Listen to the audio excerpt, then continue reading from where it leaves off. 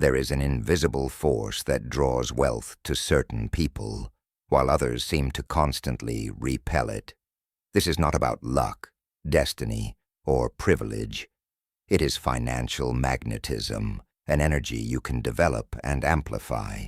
This audiobook reveals the hidden secrets behind the attraction of money, combining ancient principles of prosperity with proven practical strategies. You will discover how to eliminate invisible energetic blocks that sabotage your prosperity, how to reprogram your subconscious mind to recognize and seize opportunities, and how to cultivate the exact vibrational frequency that naturally and sustainably attracts abundance.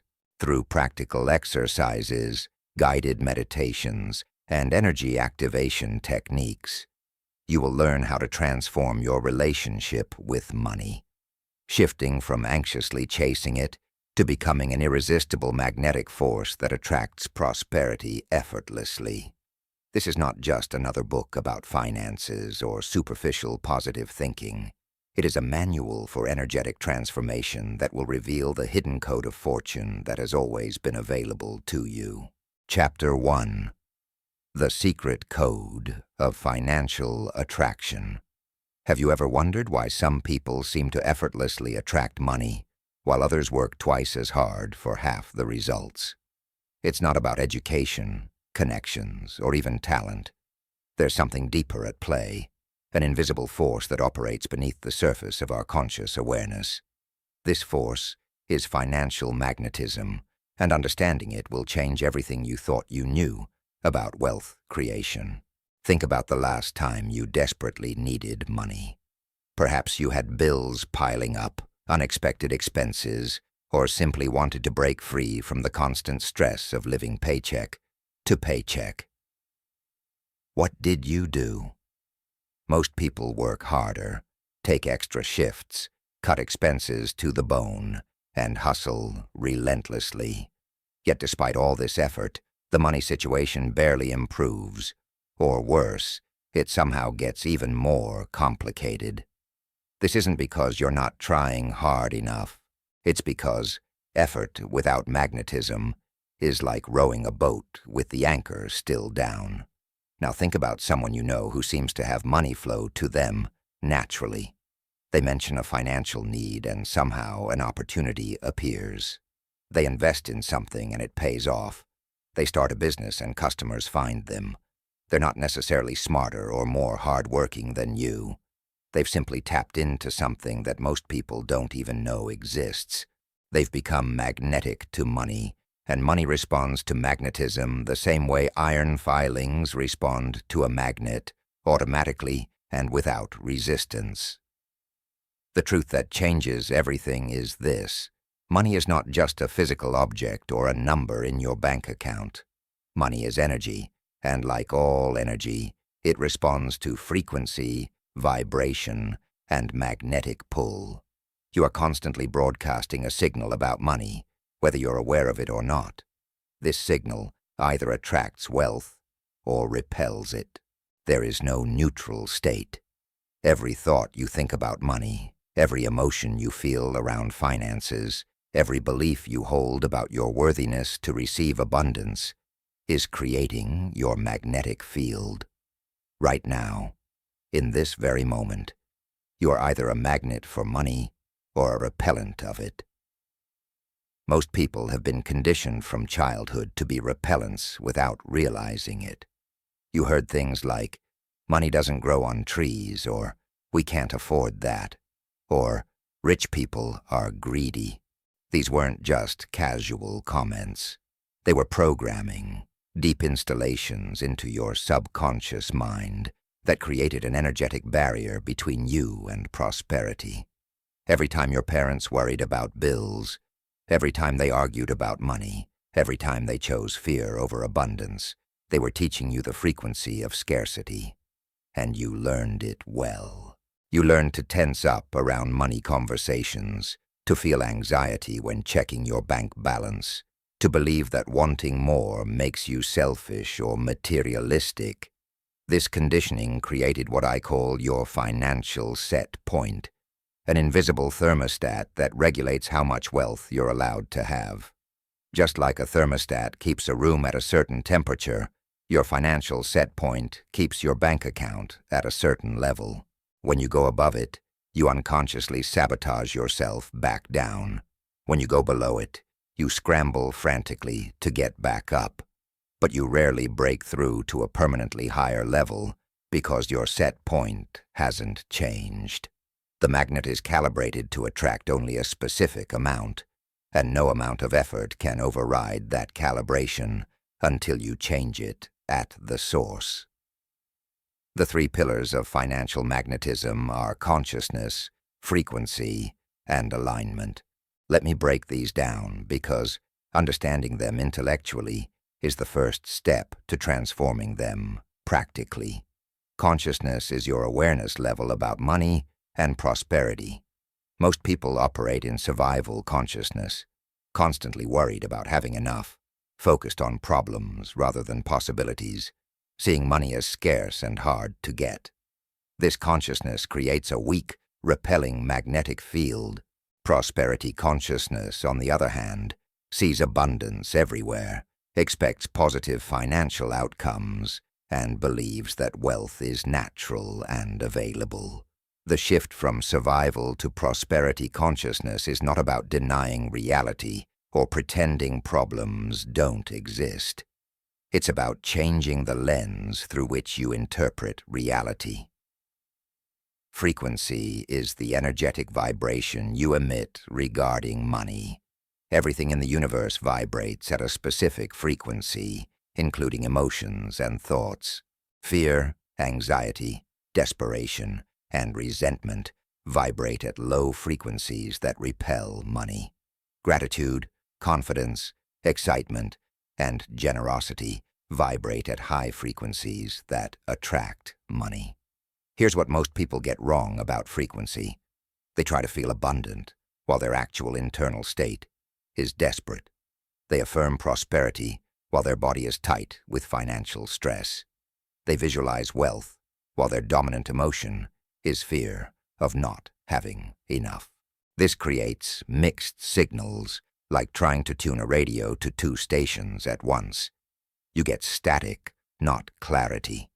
Your frequency must be consistent, genuine, and sustained to create real magnetic pull.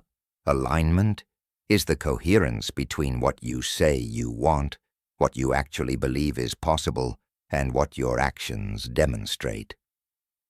Most people are wildly out of alignment. They say they want financial freedom, but believe deep down that they're not the kind of person who gets rich. They claim to desire abundance, but their daily actions reflect scarcity thinking, hoarding, penny-pinching out of fear rather than wisdom, and refusing to invest in themselves. They dream of wealth, but feel guilty or unworthy when money comes their way. This misalignment creates energetic friction that weakens your magnetic field. True magnetism requires all 3 elements, your desires, beliefs, and actions, to point in the same direction. Now let's assess your current level of financial magnetism with brutal honesty. When you think about money, what's your immediate emotional response? If it's anxiety, tightness, or worry, you're operating as a repellent. If it's excitement, curiosity, or calm confidence, you're operating as a magnet. When an unexpected expense comes up, do you panic and think, "Why does this always happen to me?" Or do you trust that the money will come from somewhere? Your answer reveals your magnetic orientation. When someone else succeeds financially, do you feel inspired and think, "If they can do it, so can I"? Or do you feel envious and resentful, believing they took something that could have been yours? This reveals whether you operate from an abundance paradigm or scarcity paradigm. Look at your bank account right now. That number is not random. It's a precise reflection of your current magnetic set point. You might not like hearing this because it puts responsibility squarely on your shoulders, but it's also incredibly empowering. If your external financial reality is created by your internal magnetic field, then changing your field changes your reality. You're not a victim of circumstances, the economy, your background, or bad luck. You're a magnet that's been calibrated to attract exactly what you currently have. And magnets can be recalibrated. The recalibration process begins with awareness. You can't change what you're not conscious of. For the next few days, become a detective of your own financial energy. Notice every thought you have about money. Don't judge it, just observe. When you see a price tag, what runs through your mind? When you pay bills, what do you feel in your body? When someone talks about their success, what's your internal reaction? These micro moments reveal your true magnetic orientation far more accurately than your conscious desires or stated goals. Most people discover they have hundreds of micro-repellent moments throughout the day. A flash of anxiety when opening an envelope, a tightness in the chest when discussing investments, a subtle resentment when seeing someone's expensive purchase. Each of these moments is a signal broadcasting, "I'm not magnetic to money." And the universe, which is essentially a matching service, responds accordingly. You get more situations that trigger anxiety, tightness, and resentment because that's the frequency you're emitting most consistently. But here's the beautiful paradox. The moment you become aware of these patterns, they begin to lose power. Awareness itself is the first stage of transformation. You're no longer unconsciously running programs. You're watching them, and the watcher is not the program. The watcher is the conscious you, the part that can choose differently. This is where true power begins. The secret code of financial attraction is not a complex formula requiring years of study. It's elegantly simple. Become the energetic equivalent of what you want to attract. If you want more money, you must first become someone who naturally attracts money, not through force, manipulation, or exhausting effort, but through genuine energetic alignment. A magnet doesn't strain or struggle. It simply is magnetic, and metal comes to it naturally. Right now, you might be thinking this sounds too simple, too easy, too good to be true. That skepticism itself is part of your current programming. You've been taught that money must be hard to get, that you must sacrifice and struggle for every dollar, that abundance is reserved for special people with advantages you don't have. These beliefs are the very bars of your financial prison. They feel true because you've reinforced them with years of experience. But experience doesn't create truth. Belief creates experience. Consider this. A radio doesn't question whether radio waves exist. It doesn't struggle to receive them or wonder if it's worthy of picking up signals. It simply tunes to the right frequency, and reception happens automatically. You are the radio. Money is the signal. The only question is, what frequency are you currently tuned to? If you're tuned to scarcity, fear, and limitation, that's what you'll receive. If you retune to abundance, confidence, and possibility, everything changes. The path forward requires 3 commitments. First, you must commit to radical honesty about your current magnetic state. No more pretending, bypassing, or spiritual bypassing, where you affirm abundance while ignoring the fear underneath. Face what's really there. Second, you must commit to consistent practice of the principles and techniques you'll learn in this book. Magnetism isn't built in a day. It's cultivated through daily alignment, just like building muscle requires consistent exercise. Third, You must commit to believing in possibility even when current evidence suggests otherwise. Your current financial situation is the lagging result of your old magnetic field. As you change the field, the results will change. But there's always a time lag. Trust the process. You're standing at a threshold. Behind you is the old way of relating to money. Struggle, effort, anxiety, and limitation. Ahead of you is a new way. Magnetism, flow, alignment, and abundance. The choice isn't whether to work for money or not. It's whether to work against the current or with it. Magnetic people work with the natural laws of prosperity. They align their energy first, then take inspired action.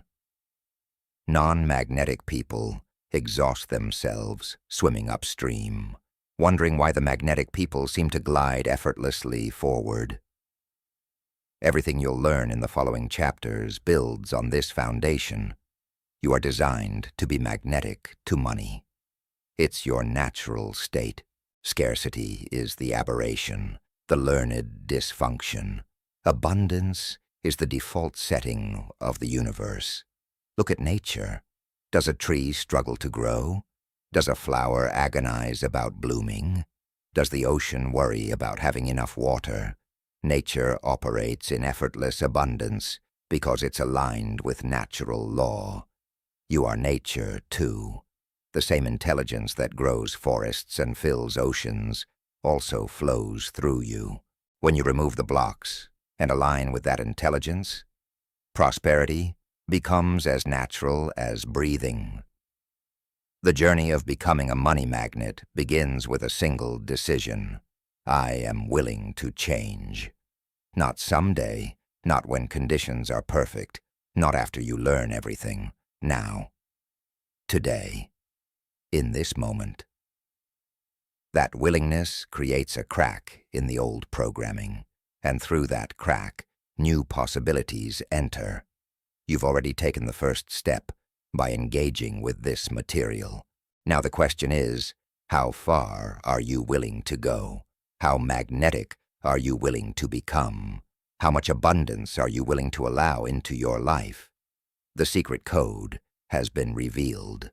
Financial magnetism is real, it's learnable, and it's available to you right now. In the chapters ahead, you'll discover exactly how to eliminate the blocks that weaken your magnetic field, how to amplify your attraction power, and how to maintain your magnetism permanently. But it all starts here, with understanding that you're not broken, unlucky, or destined for struggle. You're simply calibrated to the wrong frequency, and frequencies can be changed. Let's begin the recalibration. Chapter 2. Unlocking your invisible chains. You're carrying weight you can't see. Right now, as you read these words, invisible chains are wrapped around your financial potential, holding you back from the abundance that should naturally flow to you. These chains were forged in your childhood, reinforced through years of repetition, and have become so familiar that you mistake them for reality itself. They're not reality. They're programming, and every program can be rewritten. The most dangerous chains are the ones you don't know exist. You can't remove what you can't see. You can't change what you won't acknowledge. This chapter is about bringing those invisible chains into the light, examining them without judgment, and systematically dismantling them. This isn't comfortable work.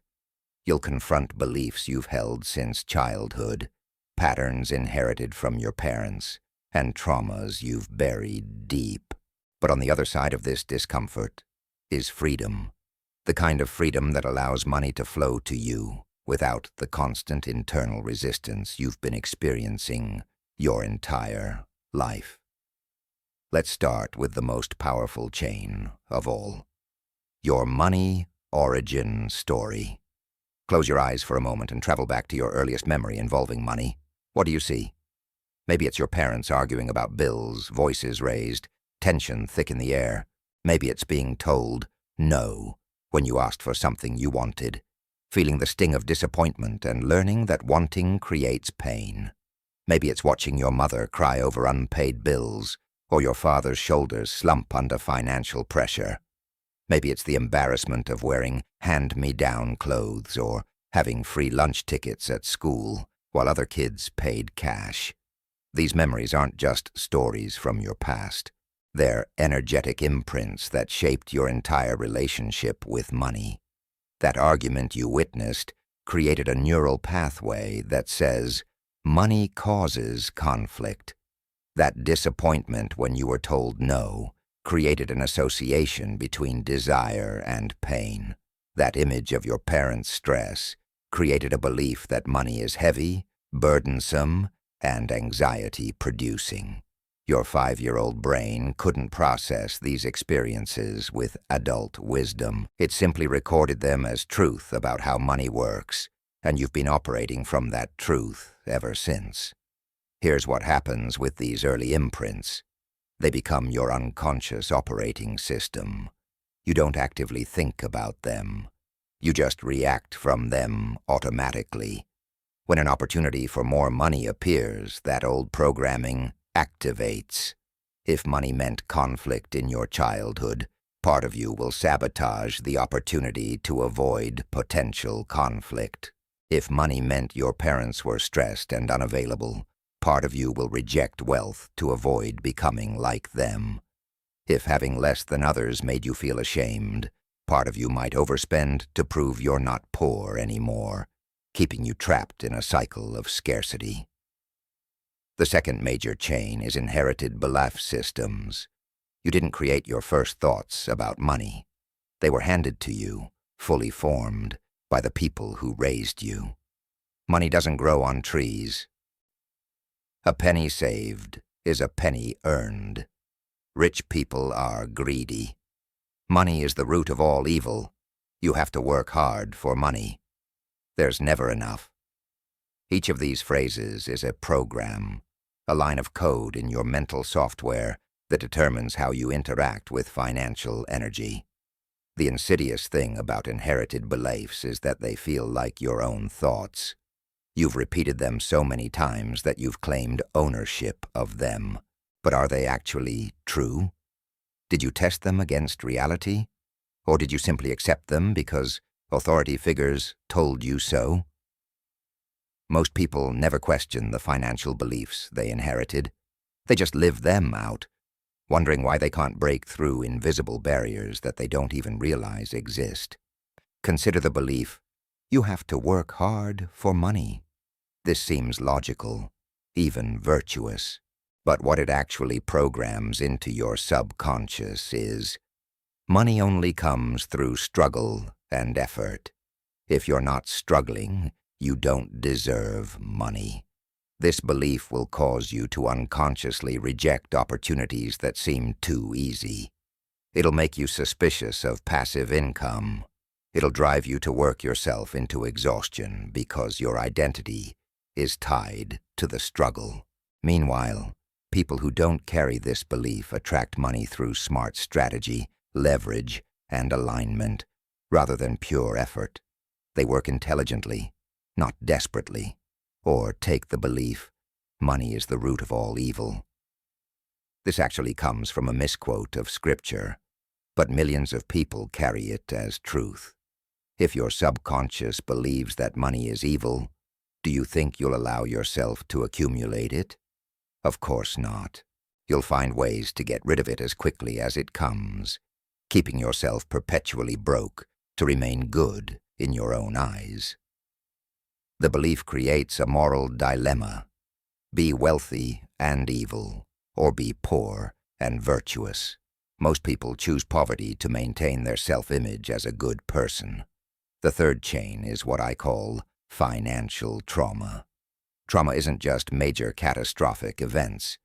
It's any experience that overwhelmed your capacity to cope and left an emotional residue.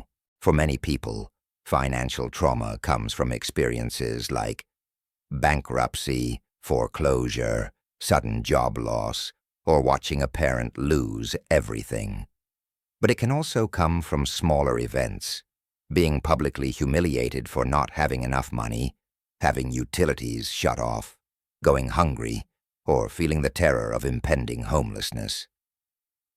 These traumatic experiences create what psychologists call a fight, flight, or freeze response around money.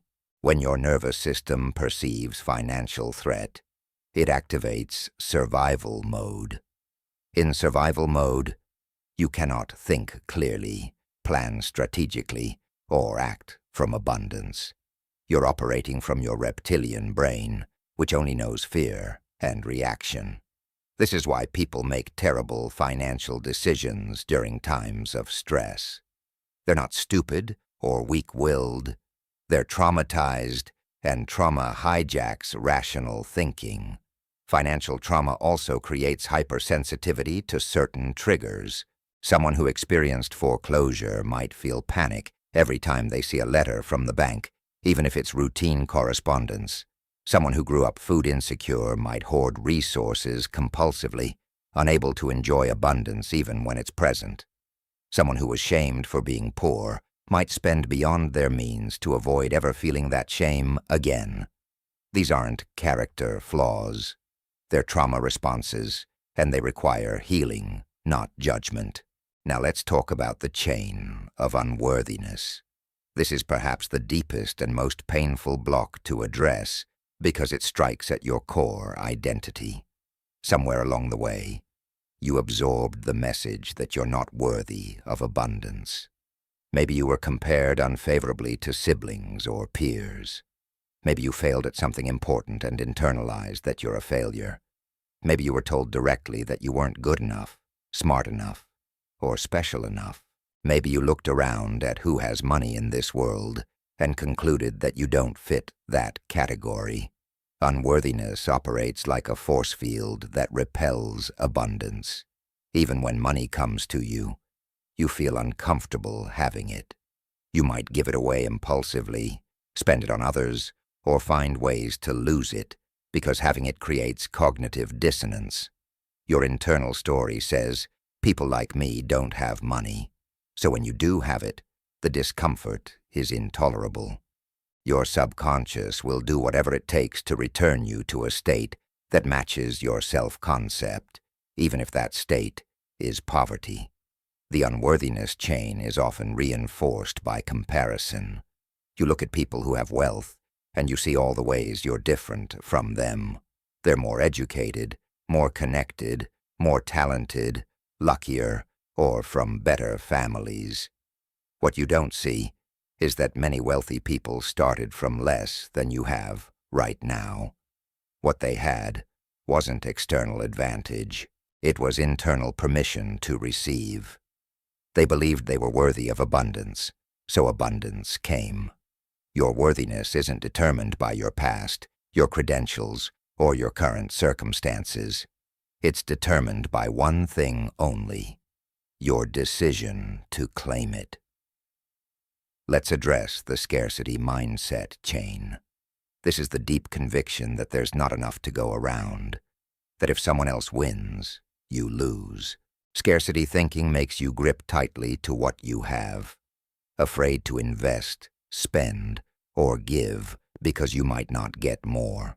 It makes you envious of others' success because you see it as taking from your potential share. It keeps you small, cautious, and perpetually anxious about losing what little you have. Scarcity isn't about how much you actually have. It's about your perception of availability. You can have $1 million in the bank and still operate from scarcity if you believe that million could disappear at any moment, and you won't be able to generate more. Conversely, you can have very little and operate from abundance if you trust in your ability to create, attract, and receive. Scarcity is a consciousness, not a circumstance.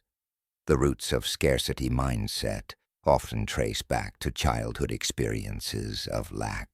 If you grew up in a home where resources were genuinely limited, where every dollar was stretched, where you heard we can't afford it constantly. Your brain wired itself for scarcity. It was an accurate assessment of your childhood reality. The problem is, you're not in that reality anymore, but your brain is still running the old program. It's protecting you from a danger that no longer exists. Another powerful chain is the relationship between money and identity. You've probably built much of your self-concept around your financial situation. If you've been broke or struggling, you might identify as someone who's bad with money, or not a business person, or just not lucky with finances. These identity labels become self-fulfilling prophecies. You act in ways consistent with your identity, and those actions produce results that confirm the identity. The loop reinforces itself endlessly. What makes identity-based chains so difficult to break is that changing them feels like losing yourself. Who are you if you're not the struggling artist? Who are you if you're not the person who overcomes adversity through hard work? Who are you if money comes easily instead of through sacrifice? These questions can trigger existential anxiety because your identity provides psychological safety, even when it limits you. Breaking the chain means being willing to not know who you are for a while, to exist in the uncertainty of becoming someone new. Let's do some practical excavation work. I want you to complete this sentence 10 times, writing whatever comes to mind without filtering. Money is... Don't think about it. Just write. Money is dangerous. Money is freedom. Money is hard to get. Money is corrupting. Money is security. Whatever comes up, write it down. These automatic responses reveal your deep programming. Now look at what you wrote. Where did these beliefs come from? Can you trace them back to specific people, events, or experiences? This is the beginning of conscious awareness. Now complete this sentence 10 times. Rich people are... Again, no filtering. Rich people are lucky. Rich people are greedy. Rich people are smart. Rich people are corrupt. Rich people are confident. Look at your answers. If they're mostly negative, you have a subconscious conflict. Part of you wants wealth, while another part vilifies wealthy people. You can't become what you despise. Your subconscious will prevent you from joining a club you've judged as immoral or wrong. This is why some people sabotage themselves right before breakthrough. They'd rather stay poor and righteous than become wealthy and join the bad guys. Here's a confronting truth. Your blocks are serving you in some way. They're not just obstacles. They're protections.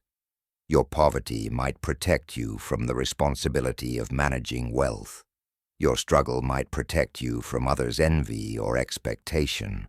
Your scarcity might protect you from the fear of loss. If you had abundance, you'd have to confront fears you've been avoiding. The fear of being seen, of being judged, of being responsible, of things changing. Sometimes we choose familiar pain over unknown possibility, because at least pain is predictable. The work of unlocking your chains requires brutal honesty about these hidden payoffs. What does your financial struggle give you? Sympathy? An excuse for not taking risks? A way to stay connected to family members who are also struggling? An identity as someone who's had it hard? I'm not suggesting you consciously want to be broke. I'm suggesting that your subconscious has calculated that the benefits of staying in familiar patterns outweigh the uncertainty of change. Until you recognize and address these hidden payoffs, the chains remain locked. The liberation process begins with forgiveness. You need to forgive everyone who gave you limiting beliefs about money, not because they deserve it, but because holding resentment keeps you chained to the past. Your parents did the best they could with their own programming. The people who hurt or judged you were operating from their own wounds. Forgiveness doesn't mean what happened was okay. It means you're choosing to stop letting it control your present. You also need to forgive yourself. Forgive yourself for the financial mistakes you've made, the opportunities you missed, the years you spent stuck in patterns you didn't understand. You didn't know what you didn't know. You were doing your best with the awareness you had at the time. Self-judgment is another chain, and it's one of the heaviest. Every time you beat yourself up for past financial decisions, you reinforce the belief that you can't be trusted with money. This ensures future sabotage. The next step is active reprogramming. You can't just remove old beliefs and leave a vacuum. You need to install new beliefs, consciously and deliberately. This isn't about positive thinking or affirmations that you don't believe. It's about finding evidence for new possibilities and building neural pathways around that evidence. Look for examples of people with backgrounds similar to yours who achieved financial success. Study their stories. Let your brain see that what you want is possible for someone like you. Create new money memories. Do things that generate positive emotional experiences around money, even if they're small. Buy yourself something you've wanted and feel joy instead of guilt. Give money to a cause you care about and feel the pleasure of generosity. Receive money, whether it's payment for work or a gift, and consciously feel gratitude and worthiness. These new experiences create new neural pathways. The more you repeat them, the stronger the pathways become, eventually replacing the old tracks. Practice the money is reframe exercise. Take every limiting belief you uncovered and consciously create an empowering alternative. If you wrote, "Money is hard to get," reframe it to "Money flows to me when I'm aligned." If you wrote, "Rich people are greedy," reframe it to "Wealthy people have resources to make a positive impact." You don't have to believe the new statement yet. You just need to be willing to consider it as a possibility. Possibility is the crack that lets light into the prison. Visualization is powerful for unlocking chains, but it must be done correctly. Don't visualize yourself as wealthy in some distant future. Visualize yourself right now, in your current life, with the chains removed. See yourself handling money with ease, confidence, and joy. See yourself receiving abundantly without guilt or fear. See yourself making financial decisions from clarity rather than panic. Feel what it feels like to be free from the weight you've been carrying. This visualization isn't fantasy. It's rehearsal, preparing your nervous system for a new reality. The physical body holds trauma and programming too. Your chains aren't just mental. They're stored in your muscles, your posture, your breathing patterns. When you think about money, where do you feel tension? Your chest, your stomach, your shoulders. This is where the block lives somatically. You need to release it through the body, not just the mind.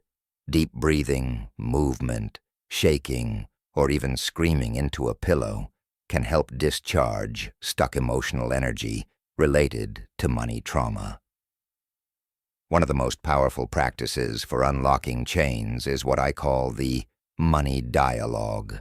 Imagine money as an entity sitting across from you. What would you say to it? What would it say to you? Have an actual conversation out loud if possible, writing down both sides. You might be surprised what emerges. Money might say, "You always push me away." You might realize you're angry at money for what you perceive it's done to you.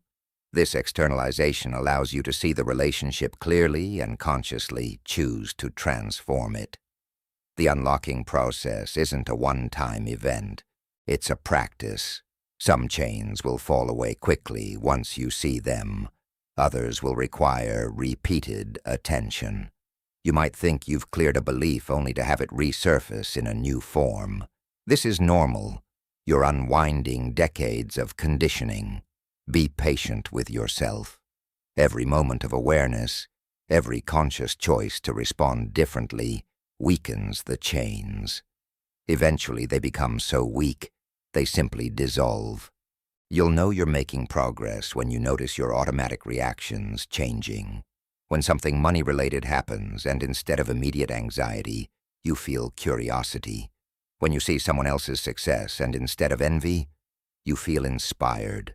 When an opportunity appears and instead of suspicion, you feel excited. These shifts in response indicate that new neural pathways are forming, that your magnetic field is recalibrating. The ultimate freedom comes when you realize that you are not your chains. You are not your programming, your history, your trauma, or your limiting beliefs. Those are things you experienced and absorbed, but they are not your essence. Your essence is pure potential, unlimited possibility, the same creative force that animates the entire universe. The chains could only bind you, while you believed you were the chains. The moment you recognize yourself as the awareness observing the chains, you step into power. From that place, no chain can hold you. This is the great paradox. You must descend into the darkness of your blocks to rise into the light of freedom. You must face what you've been avoiding, feel what you've been numbing, and see what you've been denying. This descent is not punishment. It's liberation. Every chain you unlock increases your magnetic capacity. Every belief you transform amplifies your attraction power. Every trauma you heal raises your financial frequency. The work is hard, but the alternative is harder. Living your entire life in invisible chains, wondering why abundance eludes you, is the greater suffering. You stand at a choice point. You can close this book and return to unconscious patterns, letting invisible chains continue to limit you.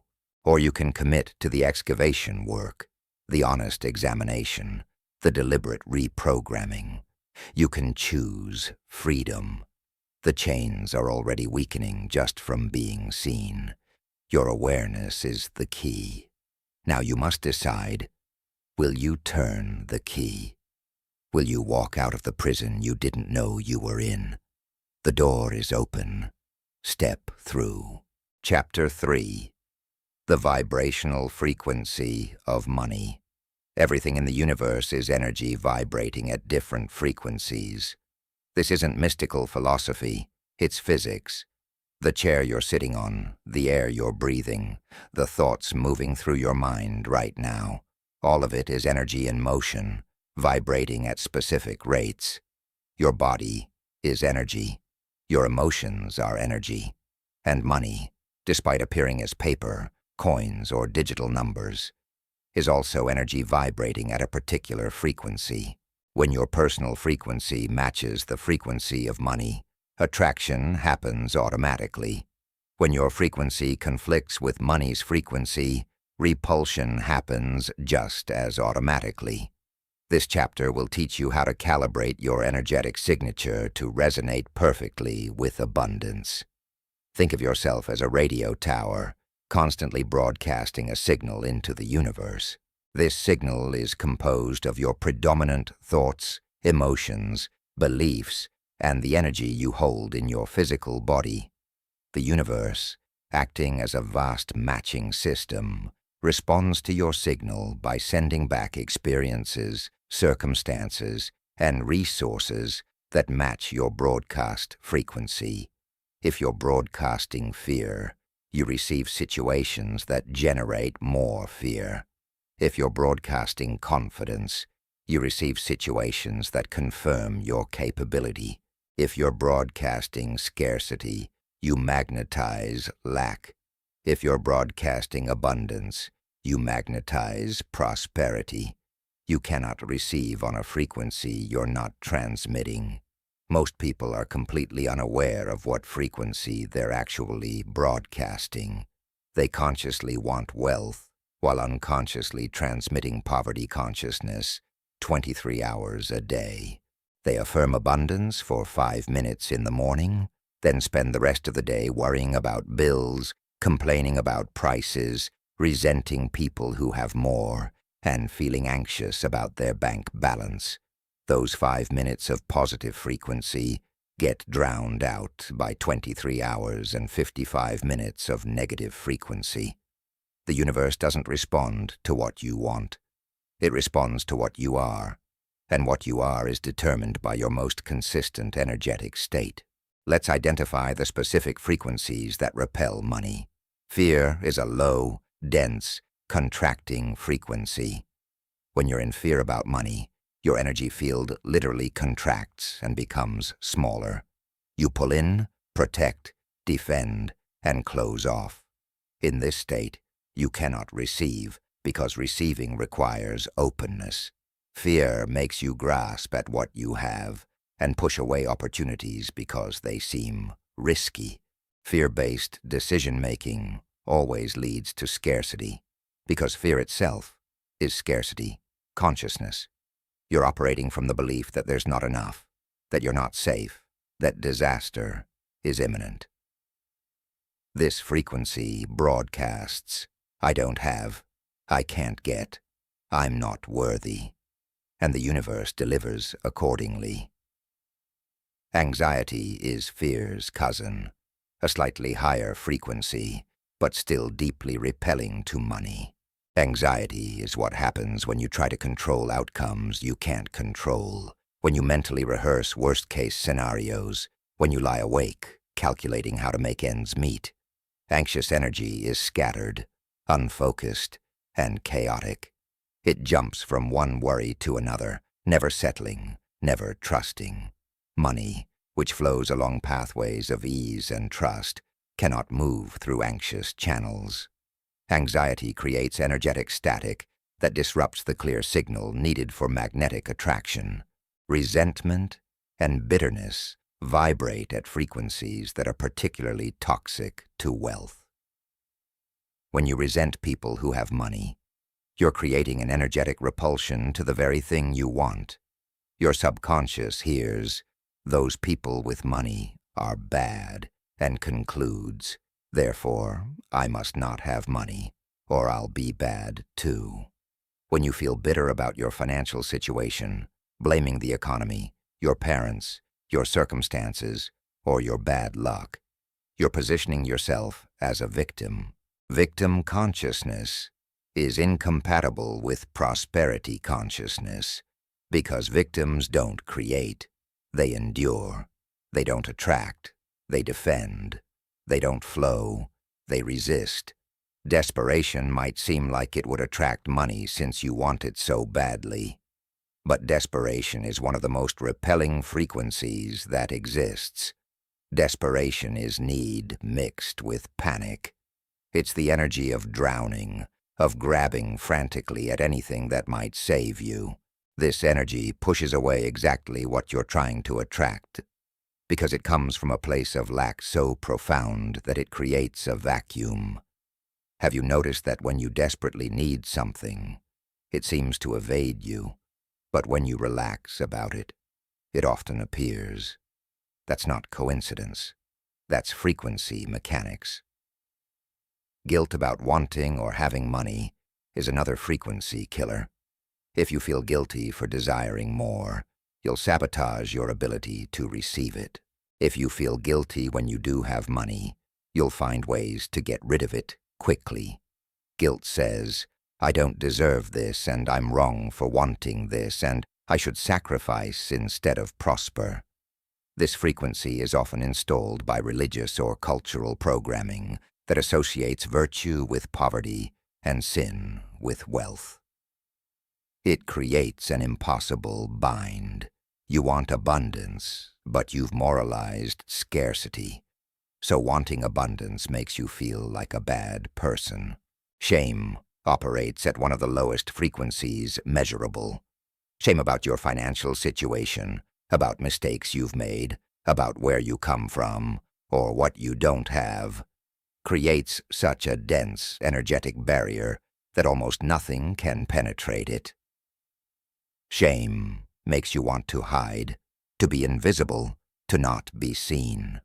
But abundance requires visibility. Opportunity requires showing up. Receiving requires allowing yourself to be in the flow of exchange. When you're vibrating at the frequency of shame, you're essentially broadcasting, "Don't see me. I'm not worthy. I don't deserve good things." And the universe obediently complies. Now let's explore the frequencies that magnetize money. Gratitude is one of the most powerful prosperity frequencies that exists. Not the forced fake gratitude where you pretend to be thankful while seething with resentment underneath.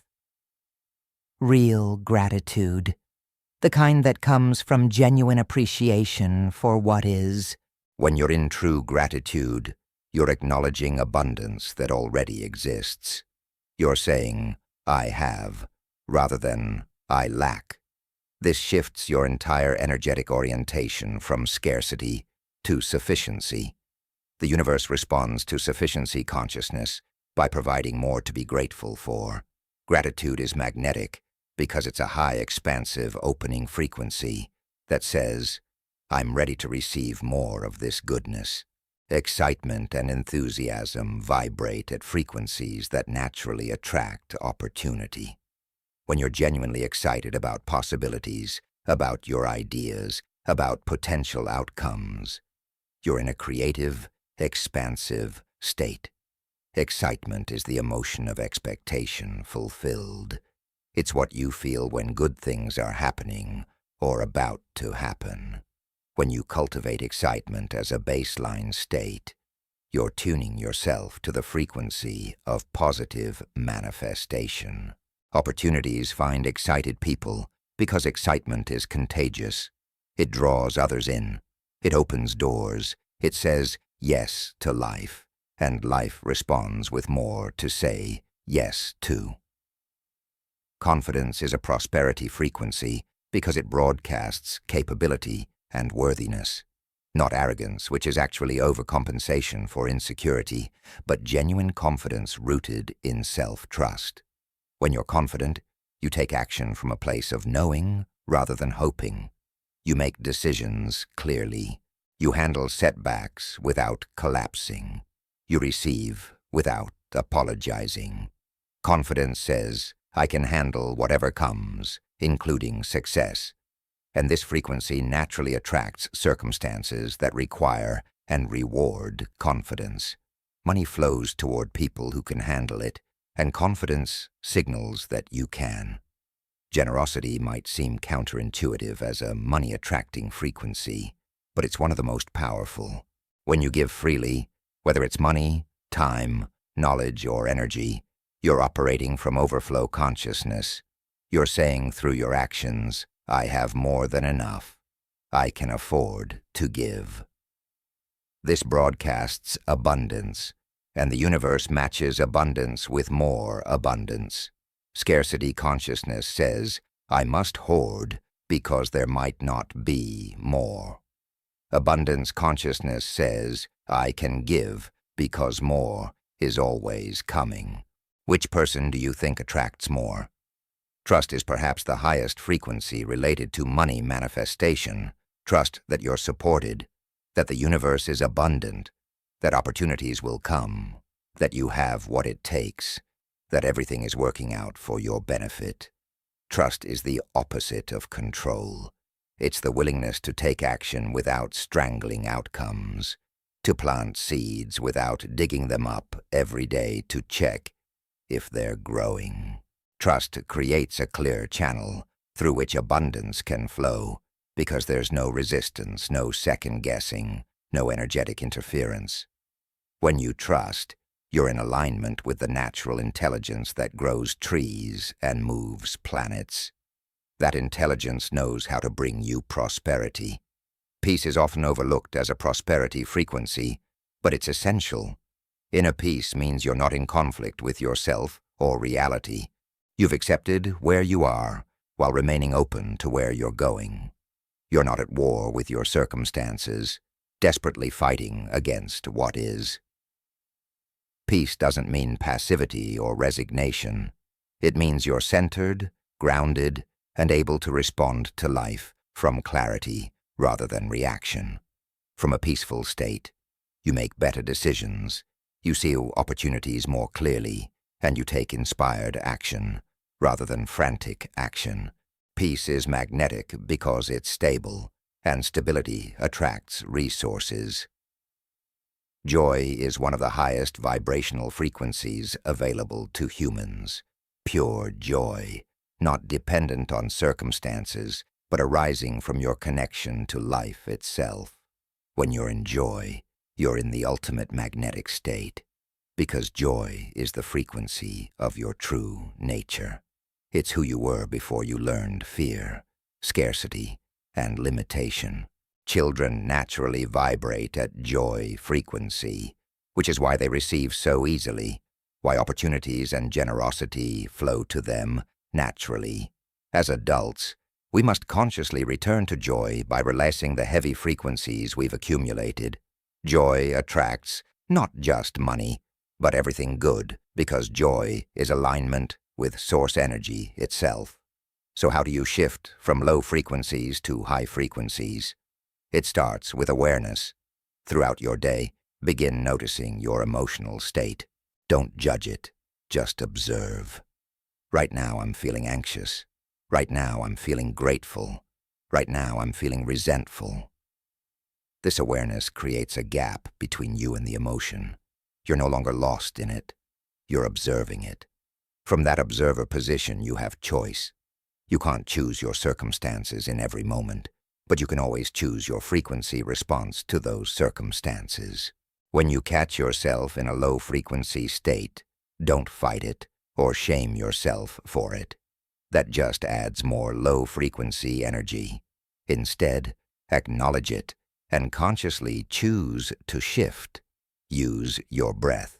Low frequencies create shallow, tight breathing. High frequencies create deep, relaxed breathing. Simply taking 5 slow, deep breaths can begin to shift your state. As you breathe, consciously release tension from your body. Drop your shoulders. Soften your jaw. Relax your belly. Your body and emotions are connected. Shifting your body shifts your emotional frequency. Another powerful shifting technique is what I call frequency bridging. You can't usually jump from fear to joy in one step. The gap is too wide, but you can bridge it through intermediate frequencies. If you're in fear, you might first move to anger, which is higher than fear. From anger, you might move to frustration. From frustration to hopefulness. From hopefulness to optimism. From optimism to excitement. Each step up the emotional scale raises your frequency until you reach states that naturally attract rather than repel. Music is a direct frequency shifter. Different types of music vibrate at different frequencies and can entrain your nervous system to those frequencies. When you're stuck in low frequencies, put on music that makes you feel expansive, uplifted, or peaceful. Let the sound waves literally shift your vibration. Dance if you feel moved too. Movement combined with music is one of the fastest ways to change your energetic state. You cannot stay stuck in fear when you're dancing joyfully. The frequencies are incompatible. Spending time in nature is another powerful frequency elevator. Nature vibrates at high, coherent frequencies. Trees, water, mountains, and earth all emit calming, harmonizing energy. When you're in nature, your scattered, chaotic frequencies begin to entrain to nature's stable, high frequencies. This is why people instinctively go to nature when they're stressed. They're seeking frequency recalibration. Even 10 minutes sitting under a tree or walking barefoot on grass can measurably shift your state.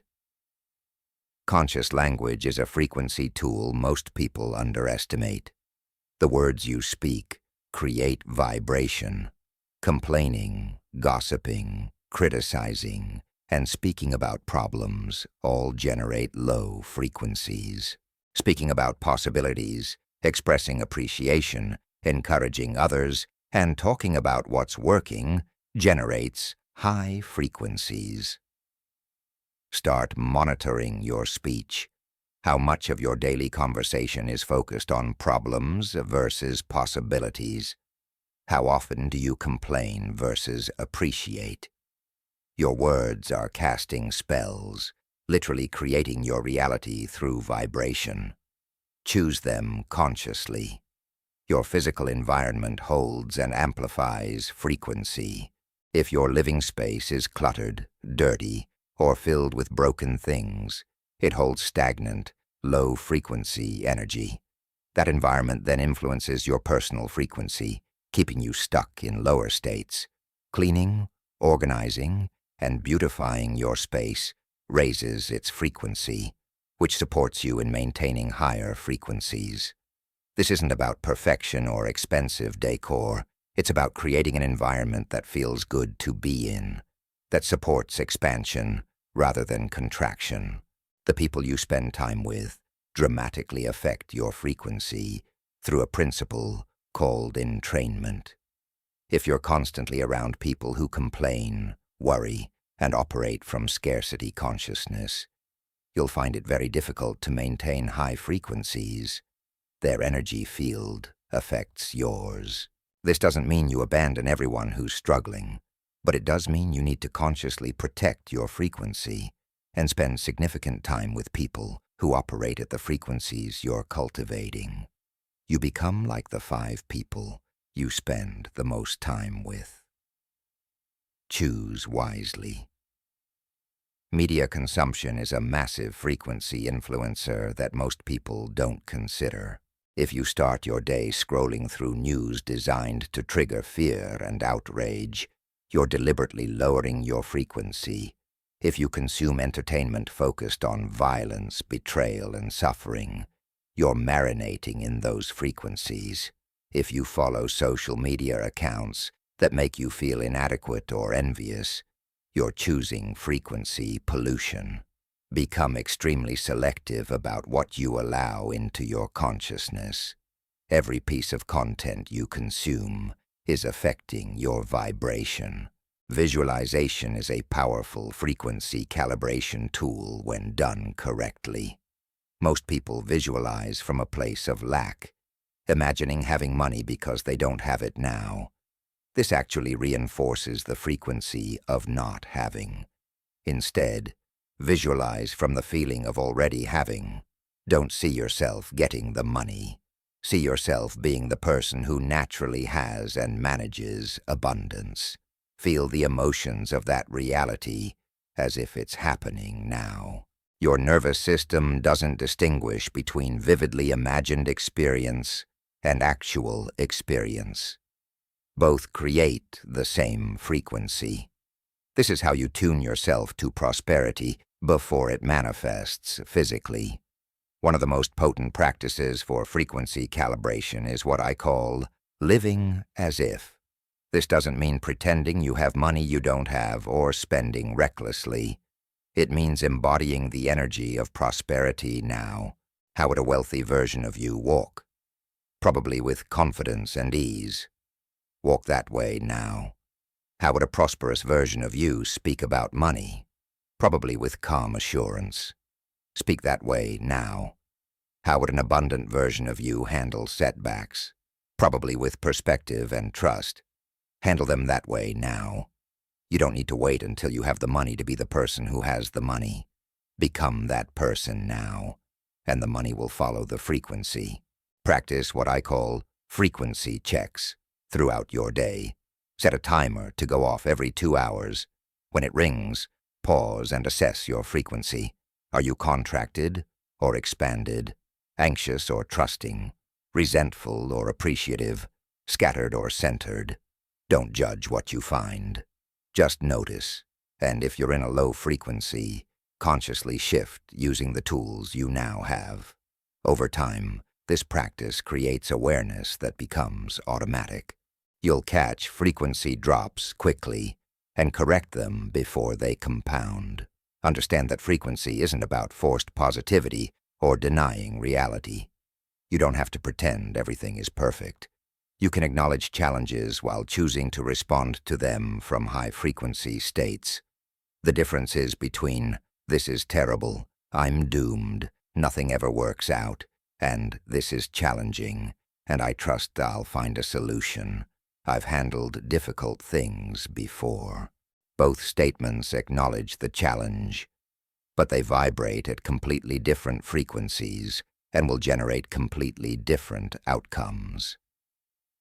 Sleep is a powerful frequency reset tool. During sleep, if you're not burdened by nightmares or anxiety, your consciousness naturally returns to higher frequencies. This is why problems often seem less overwhelming after a good night's sleep. You can enhance this by consciously setting an intention before sleep. As you drift off, hold a feeling of gratitude or peace. Imagine yourself resting in abundance. Your subconscious mind continues working throughout the night, and it will work on whatever frequency you give it as you fall asleep. Fasting from low frequencies is sometimes necessary. Just as you might fast from food to cleanse your body, you can fast from complaint, negativity, worry, and scarcity thinking to cleanse your energy field. Try going an entire day without complaining about anything. Notice how hard this is. Notice how habitual low-frequency expression has become. Then notice how different you feel by the end of that day. Your system has been running on higher frequency fuel, and it feels lighter, clearer, more energized.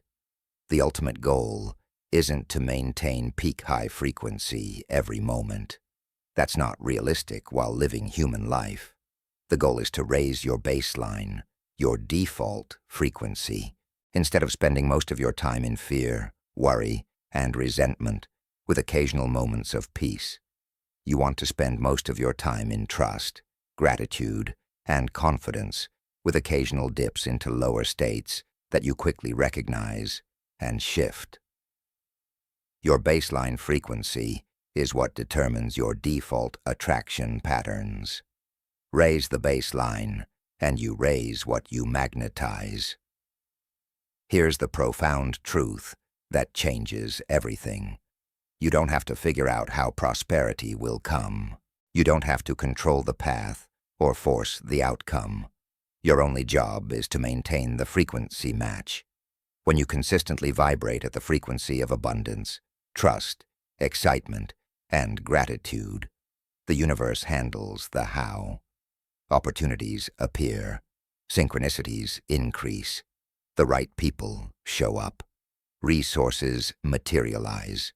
Not because you're manipulating reality through magical thinking, but because you're finally allowing reality's natural abundance to reach you. You've removed the frequency interference that was blocking it. Money is energy seeking itself. It flows toward matching frequency, just as water flows downhill, or electricity flows through conductive material. You don't have to beg, struggle, or prove yourself worthy. You simply have to tune to the right frequency and let physics do what physics does. This is the hidden secret that wealthy people often don't consciously know they're using. They're not better or more deserving. They're just broadcasting on the prosperity frequency, often because they grew up around abundance and absorbed that frequency naturally. But what they got through conditioning, you can get through conscious practice. Right now, in this moment, you can make a decision. You can decide that from this point forward, you will become conscious of your frequency. You'll notice when you're in states that repel money and consciously shift to states that attract it. You'll use your breath, your body, your environment, your language, and your focus as tuning instruments. You'll protect your frequency like the precious resource it is. You'll choose your inputs carefully. You'll practice high-frequency states, even when circumstances haven't changed yet, trusting that the external must eventually match the internal. This is how you become a powerful magnet for wealth, not through force but through frequency, not through manipulation, but through alignment, not through desperation, but through calibration to the precise vibration of abundance itself. Chapter 4. Reprogramming the Millionaire Subconscious. Your conscious mind is brilliant at setting goals, making plans, and declaring intentions. But your conscious mind controls only about 5% of your behavior. The other 95% is run by your subconscious mind, the vast underground operating system that runs automatically beneath your awareness. This is why you can consciously want wealth while unconsciously sabotaging every opportunity that comes your way. Your subconscious is running programs installed decades ago, and until you rewrite those programs, your conscious desires remain powerless fantasies. This chapter reveals how to access your subconscious programming and install new code that automatically attracts prosperity. Your subconscious mind is like a sophisticated computer that's been running the same software since childhood. It doesn't judge whether programs are good or bad, beneficial or harmful. It simply executes whatever code has been installed.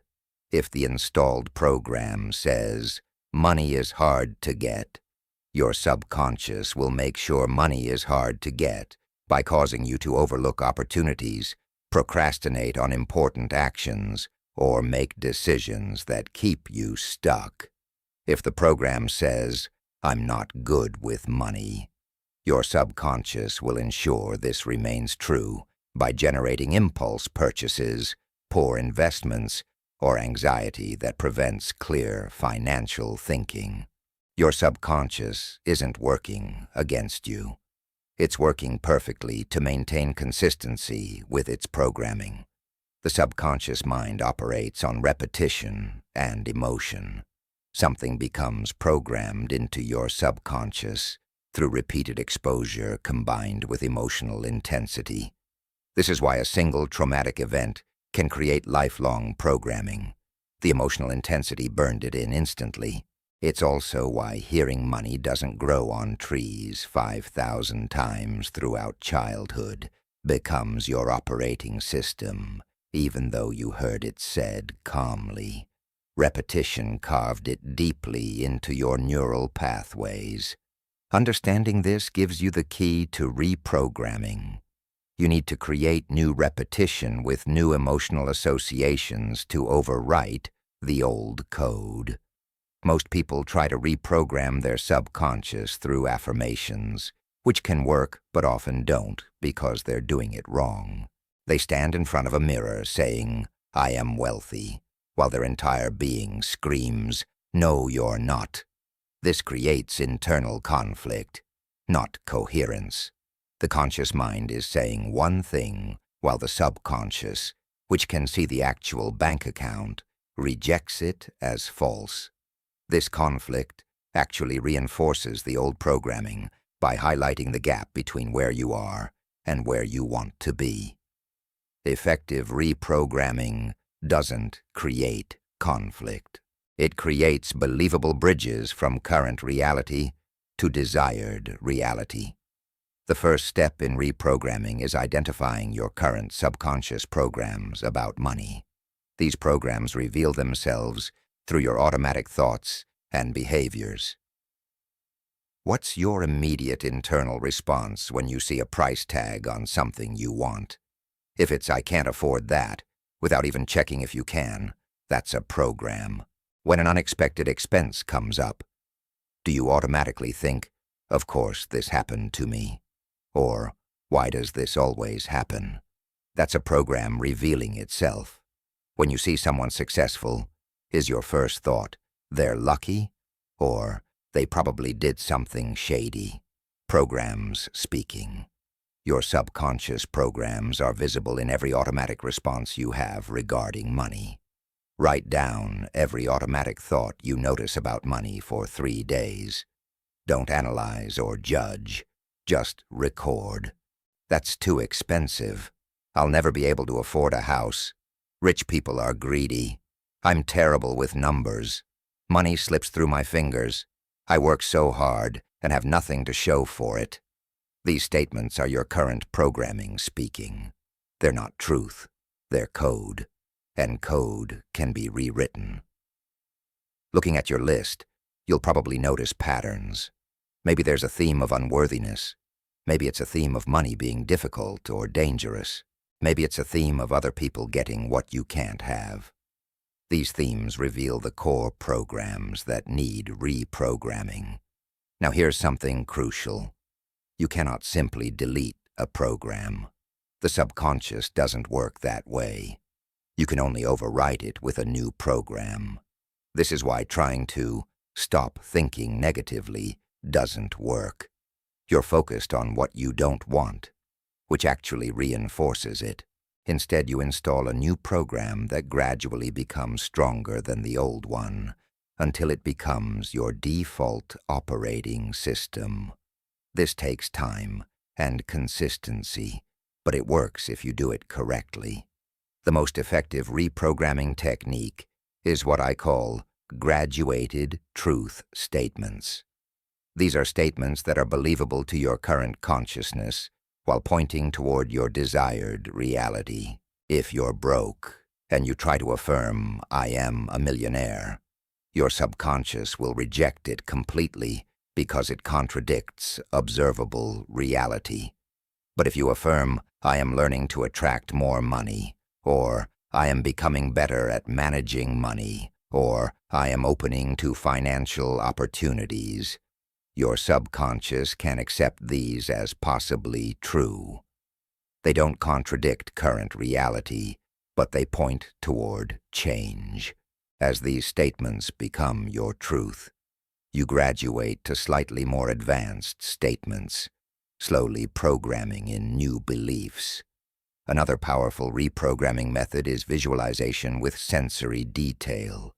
Your subconscious mind cannot distinguish between vividly imagined experience and actual experience. Both create the same neural pathways.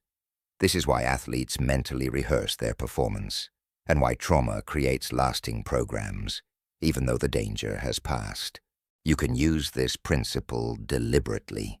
Spend time each day vividly imagining yourself in scenarios where you handle money confidently, where opportunities come to you, where you make wise financial decisions, where you receive abundantly. The key is sensory detail. Don't just see it. Hear what's being said. Feel the emotions. Notice textures, temperatures, smells. The more real you make it in imagination, the more powerfully it programs your subconscious. The subconscious is particularly receptive during two windows, right before you fall asleep and right when you wake up.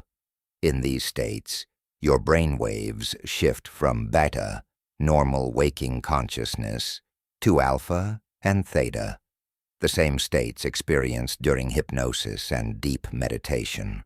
Your critical conscious mind is less active, meaning suggestions can reach the subconscious more directly. Use these windows strategically. As you're falling asleep, repeat your reprogramming statements or replay your visualization. Your subconscious will continue processing this throughout the night. Upon waking, before checking your phone or engaging in mental chatter, repeat your statements again. You're literally catching your subconscious before your conscious programs fully boot up. Repetition is essential, but it must be engaged repetition, not mindless parroting. If you repeat affirmations while thinking about your grocery list, you're wasting time. Each repetition needs to be felt, embodied, believed in that moment. It's better to say one statement with full conviction and emotional engagement than to say 50 statements mechanically. Quality of repetition matters more than quantity. When you say, "I am worthy of abundance," feel what that would feel like if it were completely true. Let that feeling move through your body. That emotional engagement is what creates the neural imprint. Another sophisticated reprogramming technique is what I call evidence collection. Your subconscious believes evidence more than it believes assertions.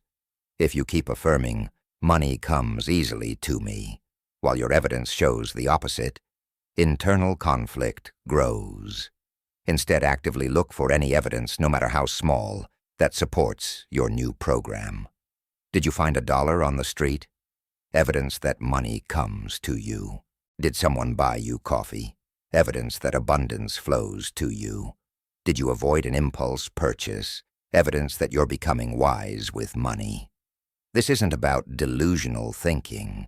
It's about training your attention to notice what supports your desired programming, instead of only noticing what supports the old programming. Your subconscious learns through pattern recognition. It's constantly scanning your environment and experiences, looking for patterns that confirm its existing programs. If your program is, "I never have enough money," your subconscious will show you every instance that confirms this while filtering out contradicting evidence. This is called confirmation bias, and it's a powerful program reinforcer. To break this cycle, you must consciously direct your attention to notice new patterns. Keep a daily log of positive financial experiences, opportunities that appeared, money that came in, wise decisions you made. You're training your subconscious to recognize a new pattern. That prosperity is your norm, not scarcity. The language you use programs your subconscious constantly. When you say, "I can't afford it," you're programming limitation. When you say, "I choose not to buy this right now," you're programming agency and choice. When you say, "I'm so broke," you're programming identity around poverty. When you say, "I'm building wealth," you're programming identity around prosperity. Most people are shockingly careless with language, not realizing every word is a hypnotic suggestion going directly into their operating system. Start monitoring your speech. Catch yourself using limiting language and consciously reframe it. This isn't about positive thinking or denial. It's about not actively programming yourself for failure. Embodiment practices accelerate subconscious reprogramming because your subconscious is deeply connected to your physical body. How you hold your body affects your mental and emotional state, which affects your programming. Practice physically embodying prosperity. Stand tall with shoulders back, head up, taking up space confidently. This posture literally changes your hormonal chemistry, increasing testosterone and decreasing cortisol, which affects your confidence and decision-making. Walk like someone who's financially secure, not rushed and anxious, but purposeful and calm. Your subconscious reads your body language and adjusts its programming accordingly. If your body consistently demonstrates confidence and security, your subconscious begins to accept this as your identity. Music and rhythm can be powerful reprogramming tools because they bypass the conscious mind's filters. Create a prosperity playlist of songs that make you feel abundant, confident, and powerful. Listen to this playlist during your visualization practice, while working, while exercising. The music creates an emotional state, and when you repeatedly experience that state while focusing on prosperity concepts, you're creating associative programming.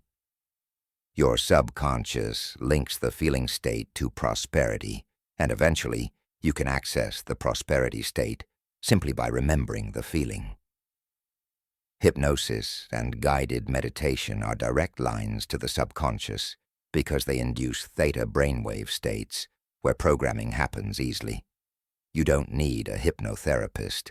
There are countless recordings designed specifically for wealth consciousness reprogramming. The key is consistency. Listening once won't change anything. Listening daily for 30 days begins to create real shifts. Choose recordings that use language you resonate with and that feel believable to you. Your subconscious will reject programming that feels too disconnected from your current reality. So start with recordings aimed at your current level and graduate to more advanced ones as your consciousness expands. The subconscious responds powerfully to symbolic action, actions that demonstrate your new programming to yourself, create deep imprints. If you're programming abundance, act from abundance in small ways. Maybe you buy yourself flowers, something you'd normally call frivolous. The action says, I'm worthy of beauty and pleasure. Maybe you donate money to a cause even though you don't have much to give. The action says, I have enough to share. Maybe you take yourself to a nice restaurant and really savor the experience. The action says, I deserve good things. These symbolic actions aren't about the money spent. They're about the message you're sending to your subconscious, that you are the kind of person who lives abundantly. Journaling is a powerful reprogramming tool when used correctly. Don't journal about your problems and limitations. That just reinforces them. Instead, journal from your future self. Write entries dated 1 year from now describing your financial reality as if it's current. Today I made a decision about which investment opportunity to pursue. It's amazing to have multiple options. I'm so grateful for how naturally money flows to me now. I handled that unexpected expense without any stress because I have reserves. This technique, sometimes called scripting, programs your subconscious by having you think from the end result rather than about the end result. You're not wishing for the future. You're experiencing it now through detailed writing, which your subconscious interprets as actual experience. Social conditioning is constantly trying to program you back to limitation.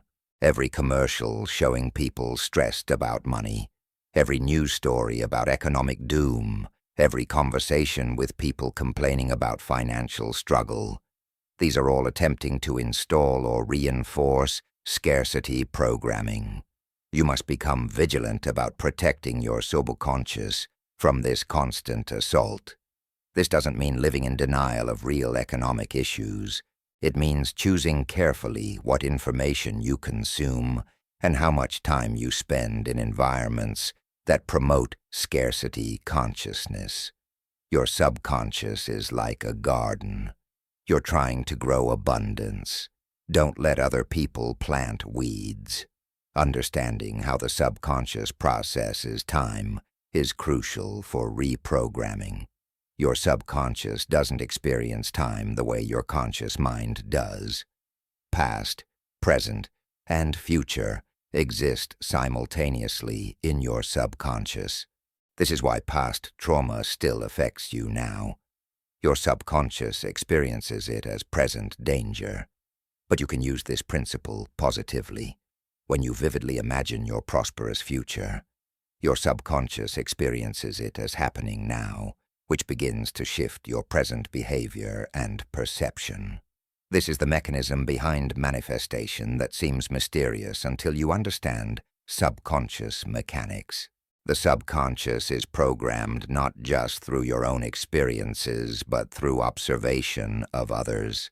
This is how you learned most of your money programming as a child, by watching your parents' relationship with money. You can use this principle deliberately now. Study people who have the financial reality you desire. Read their biographies. Watch interviews. Observe how they think, speak, and make decisions. Your subconscious will begin adopting their patterns through observation alone. This is why mentorship and modeling are so powerful. You're not just learning strategy. You're absorbing their subconscious programming through mirror neurons that fire when you observe others. One of the most sophisticated reprogramming techniques is what I call identity installation. This goes beyond beliefs into identity itself. You're not trying to believe you can be wealthy. You're installing the identity of being wealthy now, regardless of current bank balance. Identity is the deepest level of subconscious programming. When something is your identity, you don't have to think about it or force it. You just are it. Someone whose identity is wealthy naturally makes wealthy decisions, maintains wealthy habits, and attracts wealthy outcomes because that's simply who they are. To install this identity, constantly ask yourself, how would a wealthy version of me handle this? And then do that. Over time, that version becomes who you are. The subconscious loves metaphor and symbol because that's its native language. Your dreams speak in symbols, not logic. You can use this to reprogram more effectively. Create a physical symbol that represents wealth to you. Maybe it's a specific object, a piece of jewelry, a crystal, a coin. Charge this object with your intention by holding it during your visualization and reprogramming practices. Then carry it with you or place it where you'll see it often. Each time you see or touch it, it triggers your subconscious programming. The symbol becomes an anchor that instantly recalls the state and beliefs you've been installing. Reward and celebration are crucial for reprogramming because the subconscious learns through pleasure and pain. Every time you take an action aligned with your new programming, celebrate it. Made a wise financial decision, celebrate. Noticed an opportunity, celebrate. Shifted from scarcity thinking to abundance thinking, celebrate. The celebration doesn't have to be big. It can be as simple as saying, yes, that's who I am now, with feeling. The emotional reward creates a pleasure association with the new behavior, which encourages your subconscious to repeat it. Over time, the new behavior becomes automatic because it's associated with positive feeling. Understand that reprogramming happens in layers. The top layer, conscious beliefs, changes relatively quickly. The middle layer, emotional patterns, takes longer.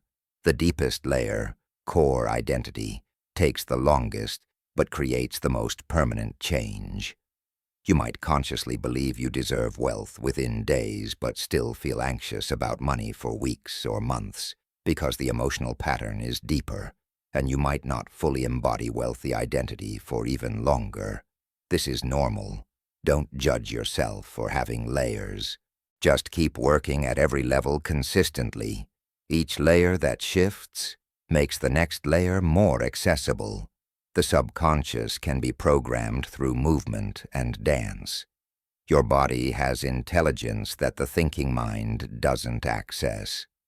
When you move your body in ways that express confidence, joy, abundance, power, you're programming those states into your cellular memory. Create a personal prosperity movement practice. It might be a specific dance you do, a series of physical poses, or even just the way you walk when you're feeling expansive. Practice this movement daily, especially when you're in a good state. Eventually, the movement itself will be able to induce the state because they're programmed together. There's a phenomenon called state-dependent memory, where information learned in one state is most accessible when you're in that same state. If you program yourself while anxious, you'll access that programming when anxious. This is useless for prosperity because you need to access abundance programming when you're making financial decisions, which often happen under pressure. Therefore, program yourself in the state you want to be in when making those decisions. Program from calm, confident, clear states. Practice accessing these states on demand through breathing, body position, and mental focus. Then your prosperity programming is available exactly when you need it. The concept of a prosperity persona can be useful for reprogramming. This isn't about being fake or inauthentic. It's about trying on a version of yourself that already exists as potential. Give this persona a name if that helps. When facing financial decisions or challenges, consciously step into this persona. How does prosperous you think about this situation? What would they do? How would they feel? Initially, this might seem like role-playing, but with repetition, the persona integrates until it becomes simply you. The gap between current you and prosperous you closes until there's no gap at all. Forgiveness is essential for clearing old programming to make space for new programming. You must forgive yourself for past financial mistakes, for times you sabotaged yourself, for years you spent stuck in limitation. That guilt and shame are old programs that will interfere with new ones. You must also forgive anyone who programmed limitation into you, your parents, teachers, authority figures who told you that you couldn't, shouldn't, or weren't worthy of wealth. They operated from their own programming. Forgiveness doesn't mean what they did was okay. It means you're releasing the emotional charge so it stops interfering with your reprogramming work. Consistency trumps intensity in subconscious reprogramming. Doing a little bit every day is far more effective than doing a lot once in a while. Your subconscious needs repetition to form new neural pathways.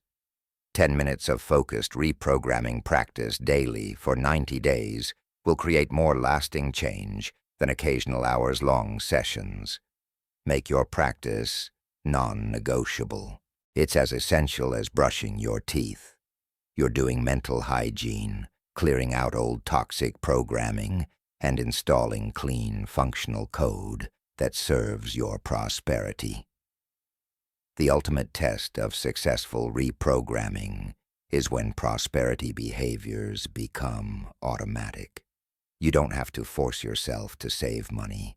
You just naturally do it. You don't have to remind yourself to look for opportunities. You naturally notice them. You don't have to talk yourself into believing you're worthy of wealth. You just know it without question. When this happens, you've successfully reprogrammed your subconscious. The new code is running automatically, and your external financial reality must eventually conform to this internal shift. It's not a matter of if, but when. Right now, make a commitment to yourself. For the next 90 days, you will deliberately reprogram your subconscious mind for wealth. You'll use the techniques in this chapter consistently. You'll monitor your thoughts and language. You'll practice your visualizations. You'll collect evidence of abundance. You'll embody prosperity physically. You'll protect yourself from limiting programming. You'll be patient with the process, understanding that you're overwriting decades of conditioning.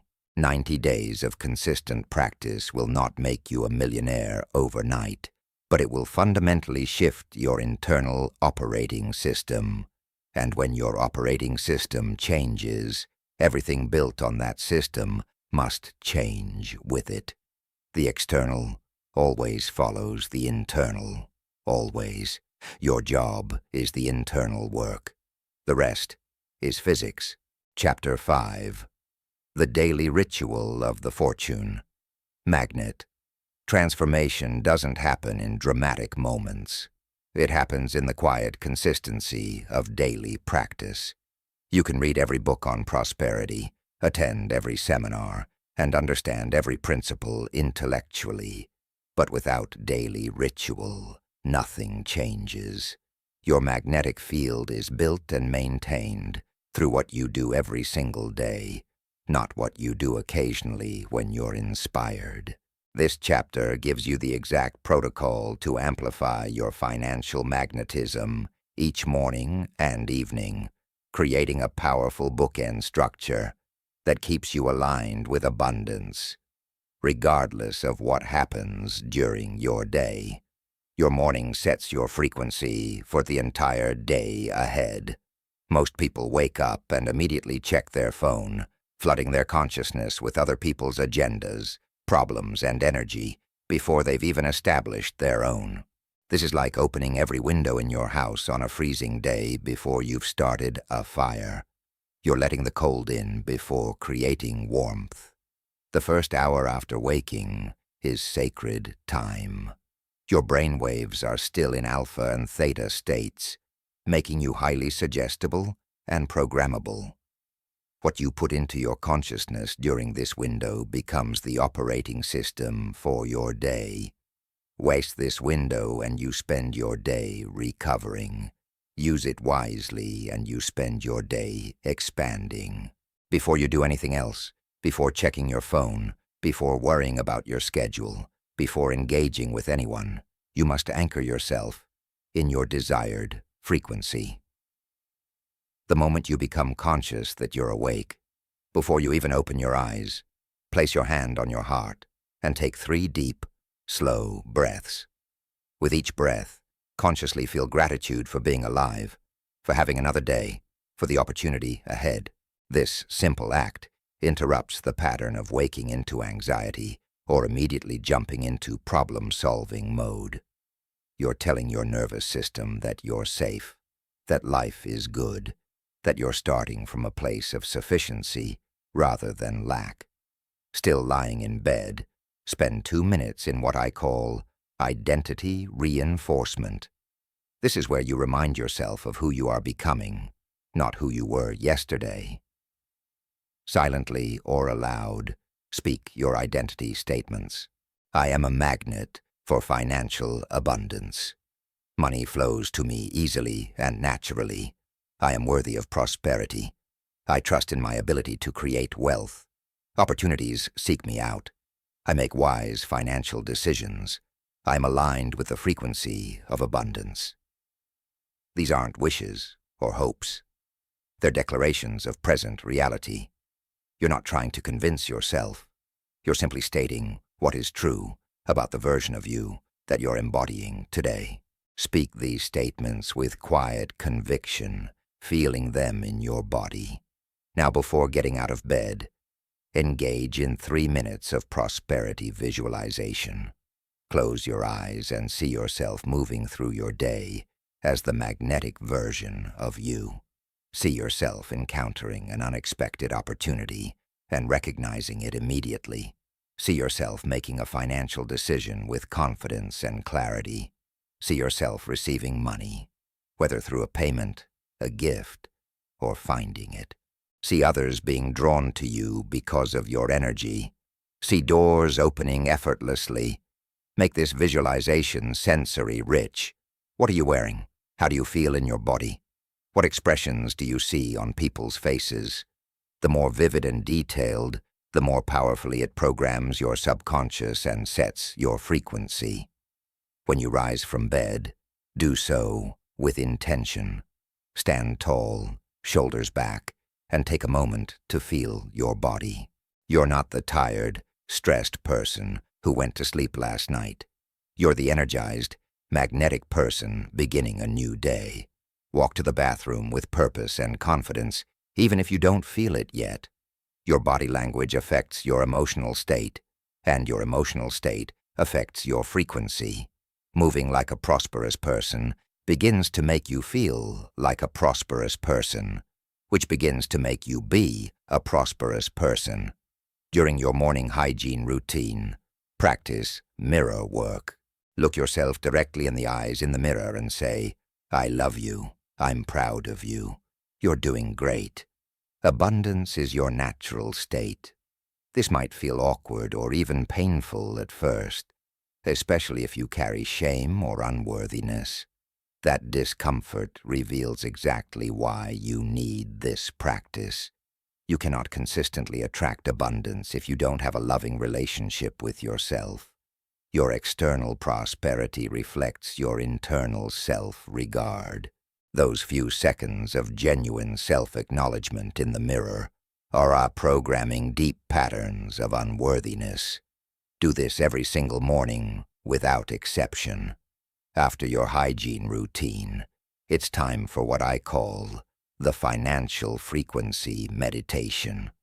Find a quiet spot where you won't be disturbed for 10 minutes. Sit comfortably with your spine straight. Close your eyes and bring your attention to your breath. After a few natural breaths, begin to cultivate the feeling of abundance in your body. Don't think about abundance. Feel it. What does it feel like to have more than enough? What does it feel like to be financially secure? What does it feel like to have money flowing to you constantly? Generate these feelings independent of your current circumstances. You're not imagining the future. You're accessing the frequency now. Sit in this feeling for several minutes, letting it fill your entire body. This is you, tuning your energetic radio to the abundance station. You're calibrating your magnetic field to match prosperity's signature. Following your meditation, spend 5 minutes on what I call opportunity activation. Take out a journal or open a notes app and write this prompt. Today, opportunities will appear in the form of, then write whatever comes to mind. Don't overthink it.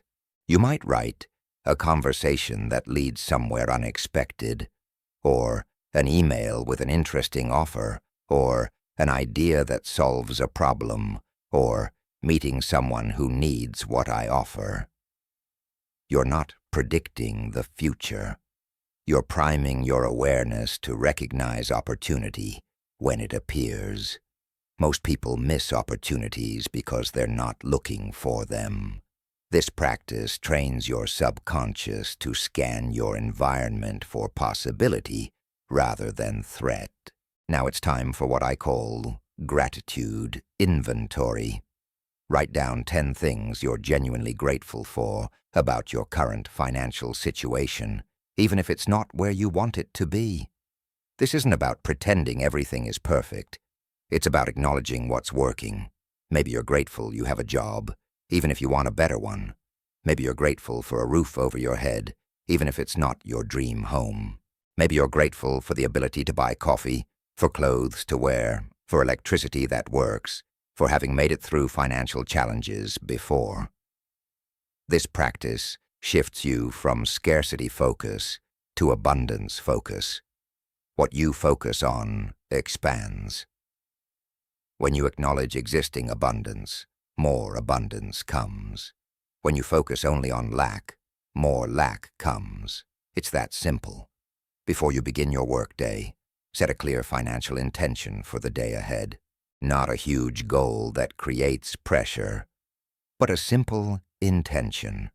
Today, I will be alert to one opportunity to increase my income. Today, I will make one decision that moves me toward financial freedom. Today, I will handle all financial matters with confidence and ease. Today, I will receive unexpected money or value. Write your intention down and say it aloud 3 times. This programs your subconscious with a clear directive for what to focus on and attract during the day.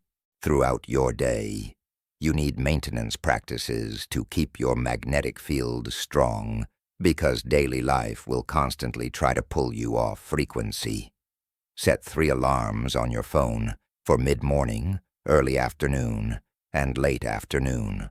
Label them frequency check. When the alarm goes off, stop whatever you're doing for 1 minute. Take 3 deep breaths. Check your emotional state. Are you in stress, fear, or scarcity? Or are you in trust, calm, and abundance? If you've dropped to a low frequency, consciously shift it using breath and body position. Stand up, roll your shoulders back, lift your chin, and recall the feeling from your morning meditation. This takes 60 seconds, but it prevents frequency drift. Most people start the day well, and then gradually sink into lower states as stress accumulates. These frequency checks prevent that drift. Your evening ritual is equally important as your morning ritual, because it processes the day and programs your subconscious during sleep.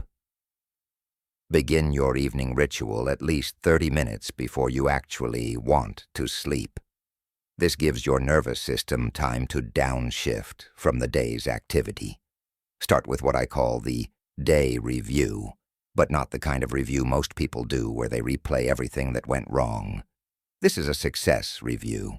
Sit quietly and mentally walk through your day looking specifically for wins. Did you make a good decision? Did you notice an opportunity? Did money come in? Did you avoid a poor financial choice? Did you feel grateful? Did you maintain high frequency for any period of time? Find at least 5 wins from your day and acknowledge them. Write them down if possible. This programs your subconscious to recognize success patterns, which creates more success. Next comes the release ceremony. Your day likely contained stress, worry, challenging conversations, or moments when you dropped into scarcity consciousness. You don't want to take this energy into sleep, where it will program your subconscious all night. Sit or stand comfortably and take several deep breaths. As you exhale, imagine breathing out all the stress, worry, and low-frequency energy from your day. See it leaving your body as dark smoke or heavy energy. Do this for 2 minutes until you feel lighter. Then consciously state, I release this day. I release all worry about money. I release all stress about finances. I let it all go. Some people find it helpful to physically shake their body or wash their hands as a symbolic release. Find what works for you, but make it ritualized and consistent. After releasing, it's time for tomorrow's pre-paving. This is a technique where you mentally and energetically set up tomorrow for success before it arrives. Close your eyes and imagine tomorrow unfolding beautifully. See yourself waking up energized. See your morning ritual going smoothly. See yourself moving through your day with ease. See opportunities appearing. See interactions going well. See yourself handling any challenges calmly. See yourself going to bed tomorrow night, feeling satisfied and grateful. You're literally programming the quantum field with your desired outcome. Tomorrow doesn't exist yet, except as potential. Your consciousness right now is influencing which potential becomes actual. This isn't magical thinking. It's quantum mechanics applied to daily life. Now engage in gratitude amplification. You did gratitude inventory in the morning for current abundance. Evening gratitude is different. It's gratitude for abundance that's coming, spoken in present tense as if it's already here. Thank you for the money that flowed to me today. Thank you for the opportunity that appeared. Thank you for the financial breakthrough I experienced. Thank you for the abundance that surrounded me. You're expressing gratitude for what you're magnetizing before it manifests physically. This isn't delusion. It's working with the principle that gratitude is magnetic and that the future is malleable until it becomes present. Your gratitude now is collapsing quantum possibilities into the reality you desire. The final practice before sleep is what I call prosperity saturation. Get into bed and get comfortable. Play soft, calming music if it helps. Close your eyes and for the final 10 minutes of your waking day, immerse yourself completely in the feeling of financial abundance. Don't visualize specific things. Just feel abundant. Feel secure. Feel wealthy. Feel like money is something you have plenty of and that flows to you constantly. Feel generous because you have more than enough to give. Feel peaceful because you're not worried about survival. Feel excited about possibilities because you have resources to pursue them. Let this feeling saturate every cell in your body. Fall asleep in this state. Your subconscious will process this feeling all night long, rewiring your neural pathways and adjusting your magnetic field. What you fall asleep feeling becomes what you wake up being. Understanding the power of these bookend rituals is crucial. Your morning ritual sets your frequency and programs your day. Your evening ritual processes your day and programs your night. Together, they create a container that holds you in high frequency, regardless of external circumstances. On days when nothing goes according to plan, when financial stress hits, when you face setbacks, your rituals are the anchors that prevent you from spiraling into despair. They're non-negotiable touchstones that keep you connected to your magnetic power. Many people resist ritual because it feels restrictive, or they claim they don't have time. Let's address this directly. You don't have time not to do this. Every day you skip your rituals, you're allowing your magnetic field to weaken. You're letting the world's scarcity programming infiltrate your consciousness. You're operating on default mode, which for most people means unconscious repetition of limiting patterns. Your morning ritual takes 30 minutes. Your evening ritual takes 30 minutes. That's 1 hour per day invested in becoming a powerful magnet for wealth. You waste more time than that scrolling social media, watching television, or worrying about money. This is the most important hour of your day because it determines all the other hours. The ritual becomes easier and more natural with consistency. The first week might feel forced or awkward. You might forget steps or rush through them. That's normal. Keep going. By the second week, you'll start noticing subtle shifts in how you feel and how you respond to life. By the fourth week, the ritual will feel natural, something you look forward to rather than force yourself through. By the eighth week, you won't recognize yourself. Your baseline frequency will have shifted noticeably. Your responses to financial situations will be different. Opportunities will appear more frequently. By the 12th week, the ritual will be as automatic as brushing your teeth, and your magnetic field will be operating at a level you couldn't have imagined when you started. What makes these rituals particularly powerful is their cumulative effect. Each day's practice builds on the previous day. You're not just having isolated moments of high frequency. You're building sustained elevated baseline frequency. Think of it like compound interest. A small investment made consistently over time creates exponential growth. Each morning, meditation compounds on yesterday's meditation. Each evening, gratitude practice compounds on all the previous ones. Over weeks and months, you're creating massive energetic momentum that becomes unstoppable. The rituals also create what psychologists call behavioral momentum. When you do something consistently, it becomes easier to keep doing it than to stop. You're creating a positive addiction, a healthy dependence on practices that elevate you. Missing your ritual will start to feel wrong, like missing a meal or skipping sleep. Your body and mind will begin craving the alignment these practices create. This is when transformation becomes permanent, because it's no longer something you're forcing yourself to do. It's become who you are. Customize the rituals to fit your life, but maintain their essential structure.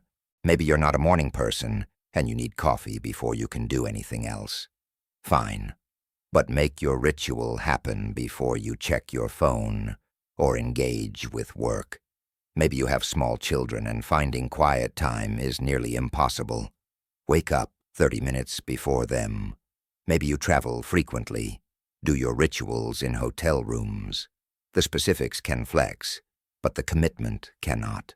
The people who transform their financial reality are the people who protect their practice time fiercely, because they understand it's the source of everything else. Some days you won't feel like doing your rituals. You'll be tired, stressed, or discouraged. These are the most important days to do them. These are the days when your magnetic field is weakening and needs reinforcement most. When you maintain your practice, even when you don't feel like it, you're demonstrating to yourself and the universe that you're serious about transformation. You're showing that this isn't just a phase or a casual interest. It's a commitment. That level of commitment is what separates people who dabble in prosperity consciousness from people who actually become prosperous. Track your practice. Keep a simple log where you check off each day you complete your morning and evening rituals. There's something psychologically powerful about seeing a streak of consecutive days. You won't want to break the streak, which keeps you consistent. After 30 days of unbroken practice, reward yourself somehow. Celebrate the commitment you've kept. After 60 days, notice how different you feel. After 90 days, look back at where you were when you started. The contrast will amaze you. The ritual isn't about the specific techniques. You could substitute different practices and still get results. What matters is the consistent daily practice of consciously setting your frequency, maintaining it, and resetting it. You're taking control of your energetic state instead of leaving it to chance or circumstances. You're deliberately tuning your magnetic field every single day. Most people are tuned by their environment, by news, by other people, by their circumstances. You're choosing to tune yourself. That's power. That's what creates transformation. Think of your daily ritual as building a bridge between where you are and where you want to be. Each day's practice lays another plank in that bridge.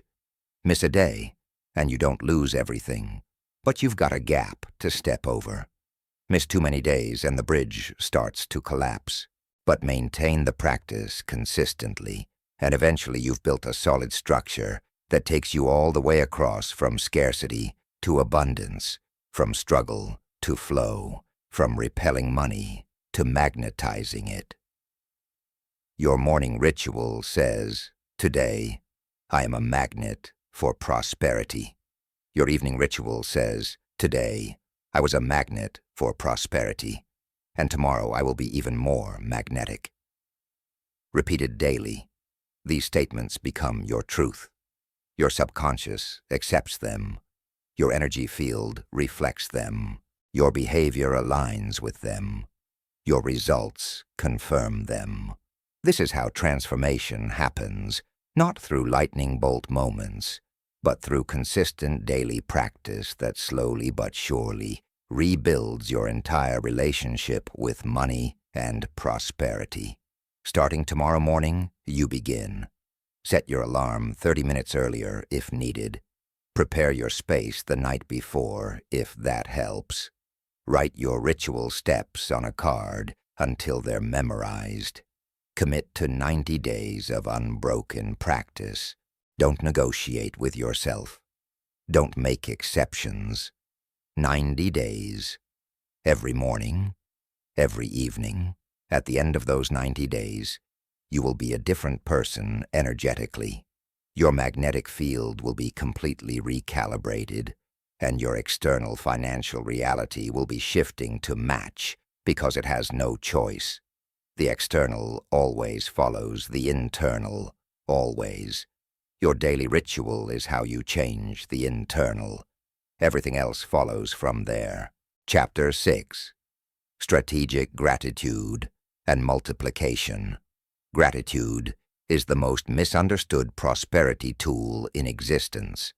Most people think gratitude is about being thankful for what you have, which is true but incomplete. That's basic gratitude, and while it's valuable, it won't significantly change your financial reality. Strategic gratitude is something entirely different. It's a precision instrument for amplifying specific frequencies, directing energy toward desired outcomes, and literally multiplying resources through focused appreciation. This chapter reveals the exact formula of gratitude that transforms it from a pleasant feeling into a powerful manifestation accelerator. The problem with how most people practice gratitude is that it's vague, generic, and disconnected from their actual desires. They say, "I'm grateful for my family," or "I'm grateful for my health," which are beautiful sentiments but do nothing to shift their financial frequency. They're practicing emotional gratitude, which feels good but doesn't direct energy towards specific outcomes. Strategic gratitude is different. It's targeted, specific, and deliberately designed to collapse the gap between current reality and desired reality. It's gratitude used as a laser rather than a floodlight. Understanding the mechanism of gratitude is essential. When you feel genuine gratitude, you're in a state of having. You cannot be grateful for something you don't believe you have. Gratitude requires acknowledgement of presence, not absence. This is the key that unlocks everything. When you're grateful for money, you're operating from the frequency of having money. When you're worried about money, you're operating from the frequency of not having money. The universe, being a perfect matching system, responds to your frequency. Gratitude puts you in the frequency of abundance, which magnetizes more abundance. Worry puts you in the frequency of scarcity, which magnetizes more scarcity. It's physics, not philosophy. Most people sabotage themselves by practicing what I call desperate gratitude. They say things like, "I'm so grateful for this job, even though it barely pays my bills," or "Thank you for this small amount of money. I hope more comes soon." Can you feel the energy in those statements? They're laced with lack, fear, and insufficiency. That's not gratitude. That's worry disguised as gratitude. The universe doesn't respond to your words. It responds to your energy.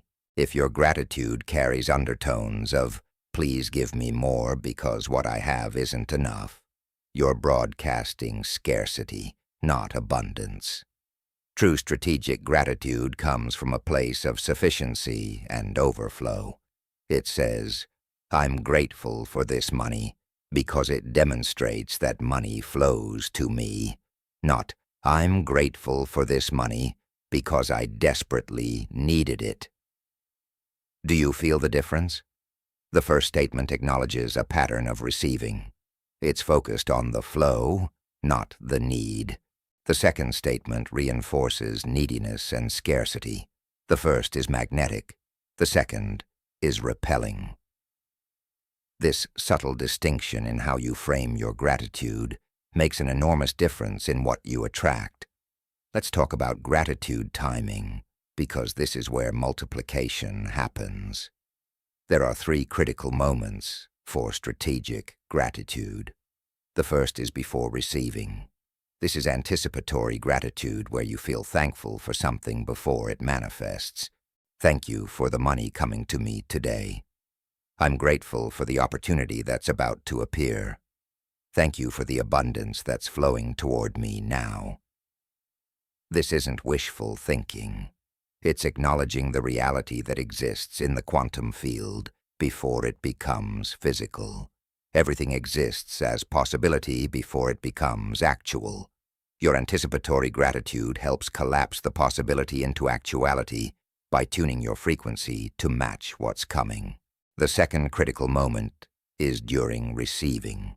When money comes to you in any form, whether it's payment for work, a gift, finding money, a refund, or any other source, pause and feel genuine gratitude in that moment.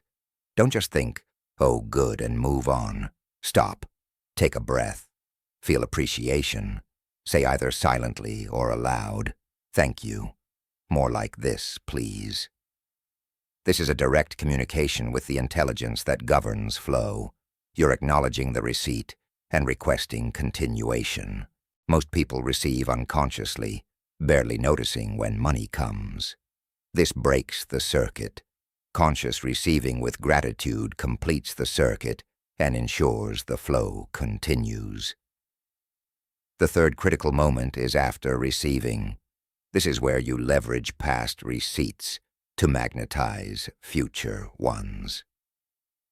Each day, review money that came to you recently, even from days or weeks ago, and feel grateful again.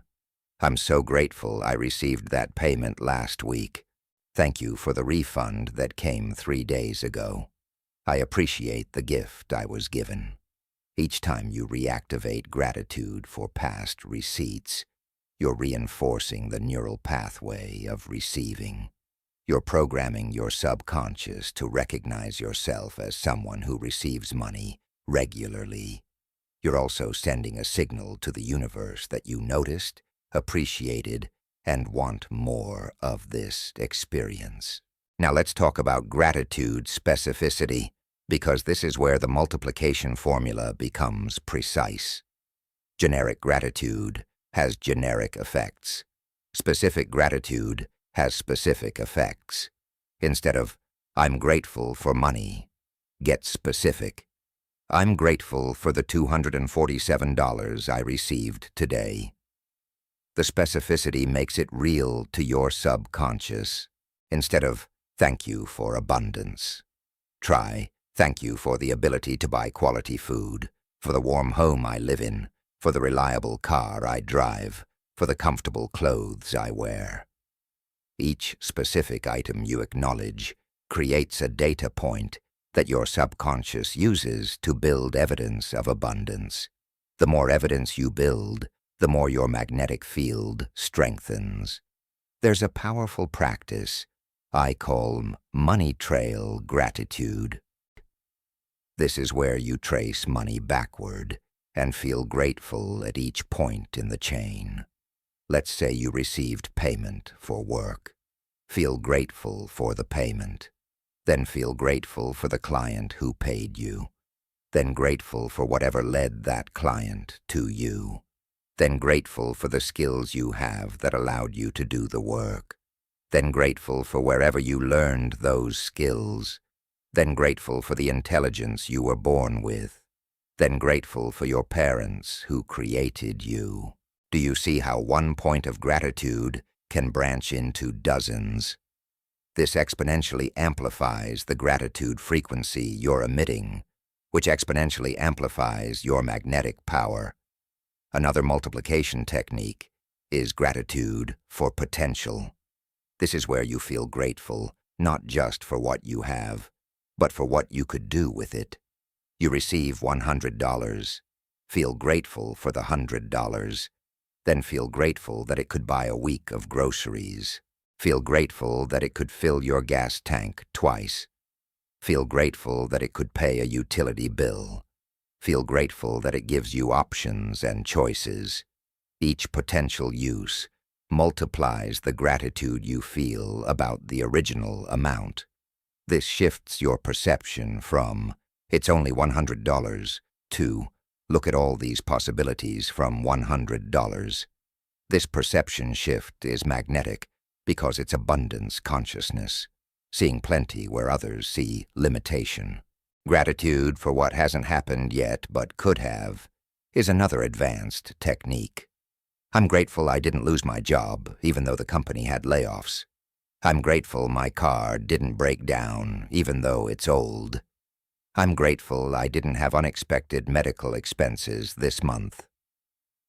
This might seem like it's focused on negative possibilities, but it's actually acknowledging all the ways things could be worse, but aren't. It generates appreciation for your current state by comparison. This breaks the trap of taking things for granted, which is one of the fastest ways to weaken your magnetic field. When you take abundance for granted, you stop being grateful for it, which tells the universe you don't value it, which causes it to diminish. The gratitude journal is a classic tool, but most people do it wrong. They write superficial lists without feeling anything. I'm grateful for my house, my car, my family, my job. This is checkbox gratitude, mechanical and empty. Strategic gratitude journaling is different. You write one thing you're grateful for, but you explore it deeply. If you're grateful for your house, describe why. Describe the feeling of being warm and dry inside while it's cold and wet outside. Describe the security of having your own space. Describe the comfort of your bed.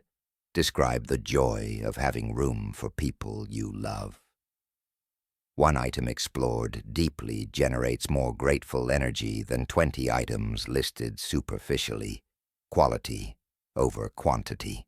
There's a multiplication principle that operates through what I call layered gratitude.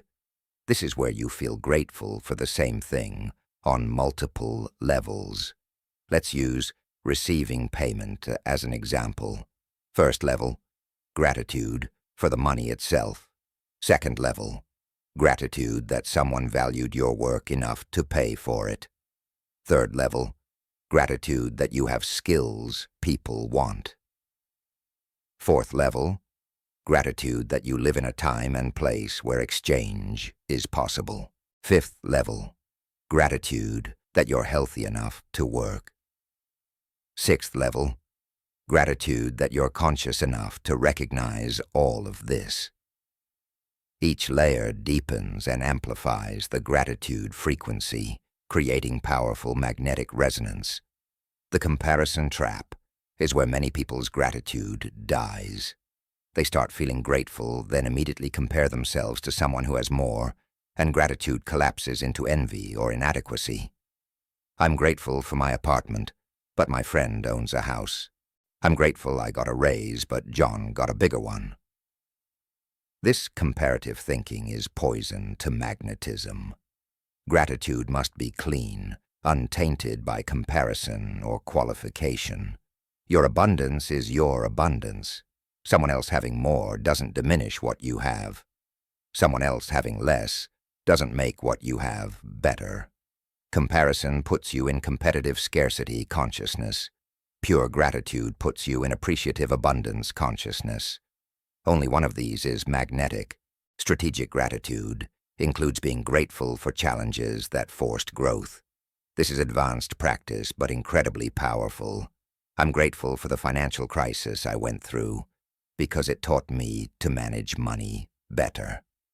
I'm grateful for losing that job because it pushed me into work I actually enjoy. I'm grateful for the debt I accumulated because clearing it made me financially disciplined.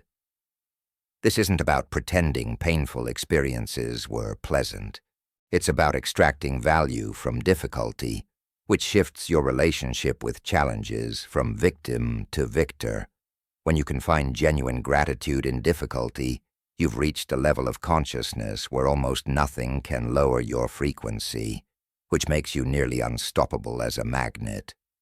There's a phenomenon I call gratitude momentum, where the more you practice, the easier it becomes to find things to appreciate.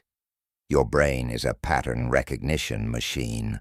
Whatever patterns you train it to look for, it will find more of. Train it to look for problems, and you'll see problems everywhere. Train it to look for things to appreciate, and you'll see them everywhere. This isn't denial of problems. It's choosing where to focus your attention most of the time. Problems demand attention when they arise. Gratitude practice trains you to focus on abundance the rest of the time. The ratio matters. If you spend 90% of your time focused on problems and 10% on gratitude, your magnetic field will be weak. If you flip that ratio, your magnetic field becomes powerful.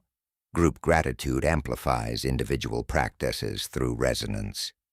When multiple people feel grateful together, their fields combine and strengthen each other. This is why gratitude circles and prosperity groups can accelerate individual manifestation. Even if you can't join a physical group, you can tap into this principle by imagining others around the world who are also practicing gratitude right now. I'm grateful for this money. And I know thousands of others are also feeling grateful for money flowing to them right now. This connects you to a larger field of abundance consciousness, which amplifies your personal field. The gratitude challenge I give people is this: for 30 days, find 100 things to be grateful for about money specifically, not generic gratitude. Money gratitude. This forces you to look at your financial reality through an appreciative lens, which completely shifts your frequency. On day 1, it's easy. I'm grateful I have a bank account. I'm grateful I got paid this week. I'm grateful I can afford food. By day 10, it gets harder, and you have to dig deeper. I'm grateful for the copper in pennies. I'm grateful for the invention of currency. I'm grateful I understand numbers. By day 30, you're seeing abundance in places you never noticed before. This practice rewires your perception permanently. Gratitude for others' prosperity is a multiplication secret most people miss. When you see someone succeed financially, feel genuine happiness for them. I'm so happy they got that promotion. I'm thrilled they sold their house for such a good price. I'm excited they landed that contract. This does 2 things. First, it keeps you in abundance frequency because you're celebrating prosperity rather than resenting it. Second, it programs your subconscious to see prosperity as normal and attainable since people around you are experiencing it. This breaks the limiting belief that prosperity is rare or only for special people. When you celebrate others' wins, you're telling the universe, I'm comfortable with prosperity. I welcome it. Bring me some too. Tithing or giving is amplified gratitude in action. When you give money from a place of genuine gratitude and abundance, you're making a powerful statement. I have more than I need, so I can share. This is overflow consciousness, the highest magnetic state. The amount doesn't matter. Giving $5 from true abundance consciousness is more powerful than giving $5,000 from reluctance or obligation. The energy behind the gift matters more than the gift itself. When you give and it hurts, you're giving from scarcity. When you give and it feels joyful, you're giving from abundance. Only the second kind multiplies. The thank you walk is a mobile gratitude practice that's surprisingly powerful. Go for a walk and mentally say thank you to everything you see. Thank you to that tree. Thank you to that bird. Thank you to that house. Thank you to that person walking by. Thank you to that car. Thank you to the sun. Thank you to the ground beneath your feet. This floods your system with appreciative energy and trains your attention to notice the abundance that exists everywhere. After 15 minutes of this practice, you'll feel noticeably different. Your frequency will be elevated. Your mood will be lighter. Your perspective will be more positive. This is you tuning your radio to abundance by deliberately noticing and appreciating what's present. Understanding that gratitude is fundamentally about acknowledging what is rather than focusing on what isn't is the key to making it strategic. Every moment you spend in genuine appreciation is a moment you're not spending in worry, fear, or lack. You're occupying the frequency of abundance. The more time you spend in that frequency, the more you magnetize experiences that match it. It's not about feeling grateful to manipulate the universe into giving you things. It's about recognizing that gratitude naturally aligns you with the frequency where abundance lives. When you're on that frequency, abundance comes to you as naturally as radio signals come to a tuned receiver. The multiplication effect happens because gratitude is generative. When you appreciate something, you energetically amplify it. Attention is energy, and where you place appreciative attention, growth happens. This is true in relationships where appreciation makes people flourish, in gardens where attention helps plants thrive, and in finances where grateful focus on abundance creates more abundance. It's a universal principle. What you appreciate appreciates. This is a play on words, but it's also literal truth. When you appreciate money, meaning feel grateful for it. Money appreciates, meaning increases. The same word describes both the emotional act and the financial result because they're connected. The evening gratitude practices from the previous chapter becomes even more powerful when you understand these multiplication principles. Instead of listing things you're grateful for, explore one financial gratitude deeply using layering, tracing, potential, and specificity. Let's say you're grateful for receiving payment today. Explore it. I'm grateful for the exact amount of $375. I'm grateful it came from work I enjoyed doing. I'm grateful the client valued my work enough to pay promptly. I'm grateful I have the skills that generated this payment. I'm grateful for the learning experiences that gave me these skills. I'm grateful this payment will cover several needs and wants. I'm grateful it demonstrates that money flows to me regularly. I'm grateful I noticed receiving it. I'm grateful I have the consciousness to feel grateful. One receipt, explored gratefully for just 2 minutes, creates more magnetic charge than superficially acknowledging 10 receipts. The gratitude amplification technique I call a receiving rehearsal is where you practice gratitude for receiving before it happens. Sit quietly and imagine receiving money. See it coming to you however it might come. Payment, gift, found money, unexpected refund, whatever. Now feel gratitude as if it just happened. Feel the pleasure, the relief, the excitement, the validation. Thank the source it came from. Thank yourself for being open to receive. Thank the universe for providing. Practice this receiving with gratitude sequence daily. You're creating a well-worn neural pathway for the experience of receiving with appreciation. When actual receipt happens, this pathway activates automatically, ensuring you receive consciously and gratefully, which ensures the flow continues. The final multiplication secret is consistency compounding. 1 day of gratitude creates a small frequency shift. 7 days creates a noticeable shift. 30 days creates a significant shift. 90 days creates a permanent shift. 365 days creates a completely different baseline reality. Gratitude practiced daily for a year doesn't just make you feel better. It fundamentally rebuilds your magnetic field.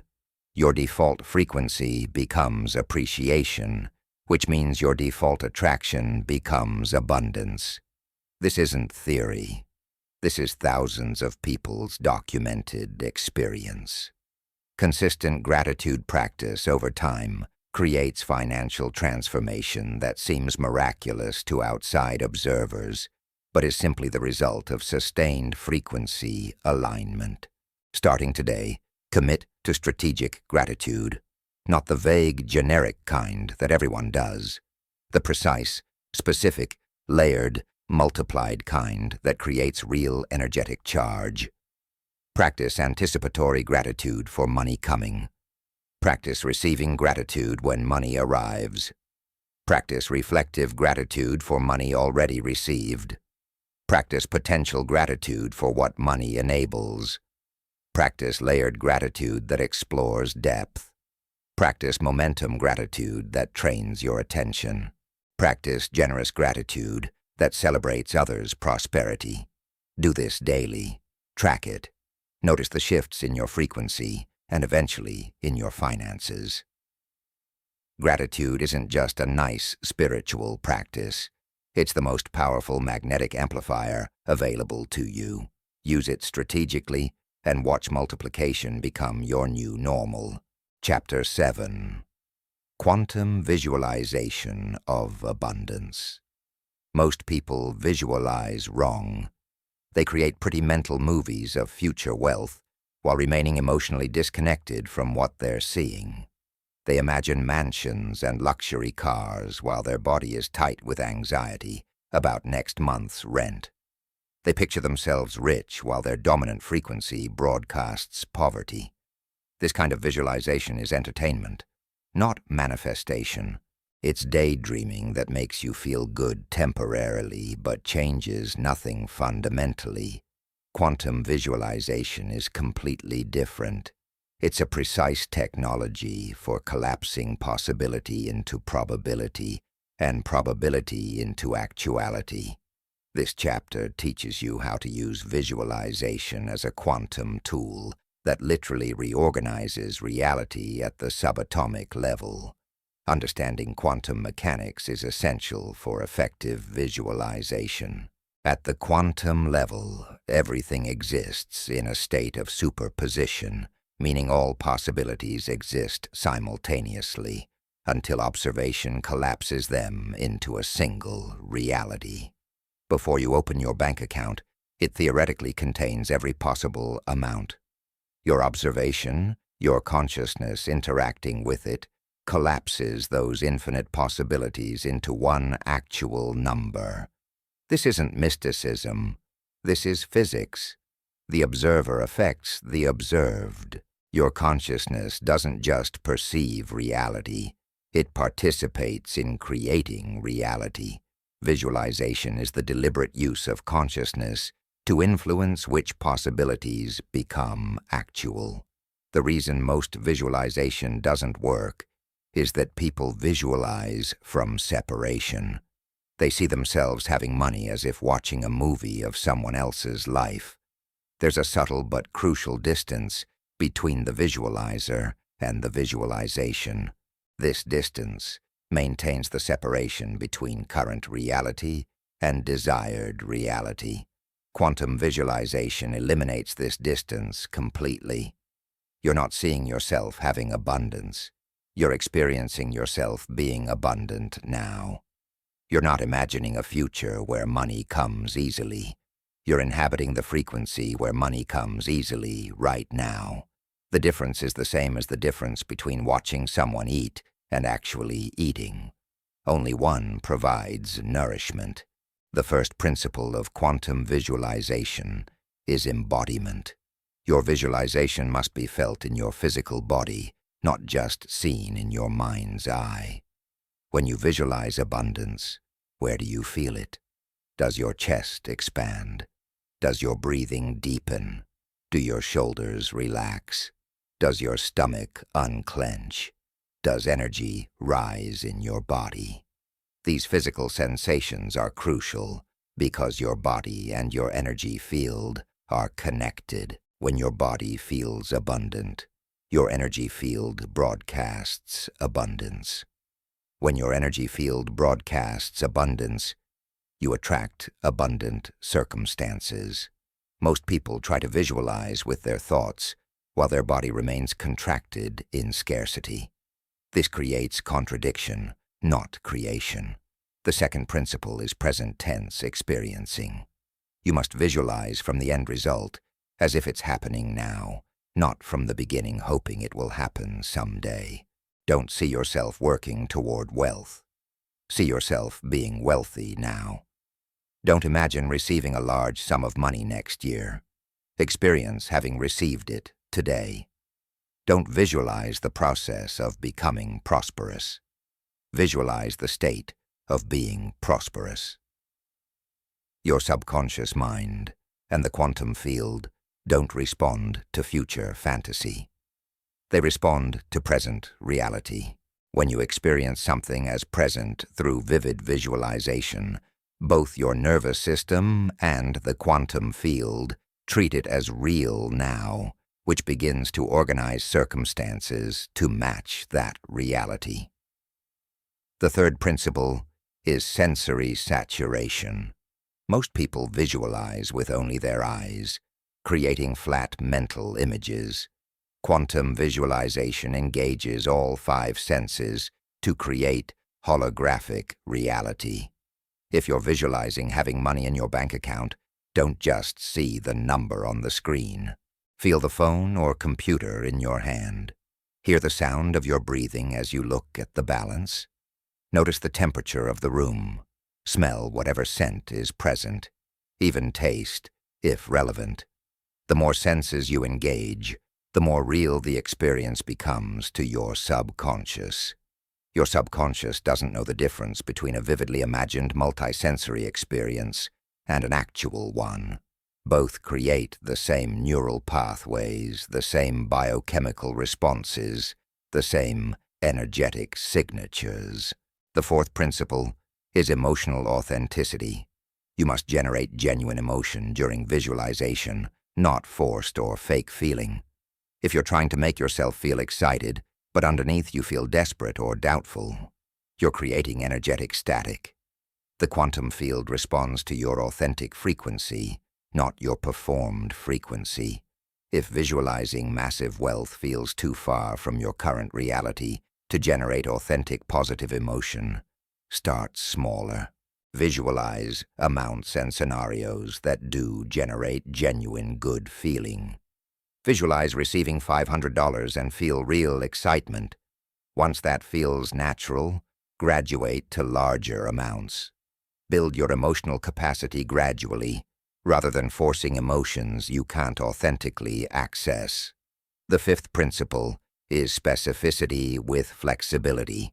Be specific enough to make the visualization real, but flexible enough not to limit how it manifests. If you visualize receiving exactly $10,000 through a specific source in a specific way, you might miss the 11,000 that wants to come through a different channel. Instead, visualize the feeling of having $10,000, the relief, the freedom, the possibilities it opens, and then release attachment to the exact pathway. Trust that the quantum field, which is infinitely intelligent, knows pathways you don't. Your job is to establish the frequency of the desired outcome. The field's job is to arrange the circumstances. Let me give you a specific quantum visualization protocol you can use daily. Find a quiet space where you won't be disturbed for 15 minutes. Sit or lie comfortably. Close your eyes and take several deep breaths, allowing your body to relax completely. Now bring to mind a specific amount of money you desire. Don't choose an amount so large it triggers disbelief. Choose something that feels exciting but possible. See this amount in your bank account. See the actual numbers on your phone or computer screen. Make the image clear and detailed. Notice the font, the colors, the layout of the screen. Now expand the visualization beyond just seeing. Feel the phone or computer in your hand. What texture is it? What weight? What temperature? Hear any sounds present? Maybe you're listening to music.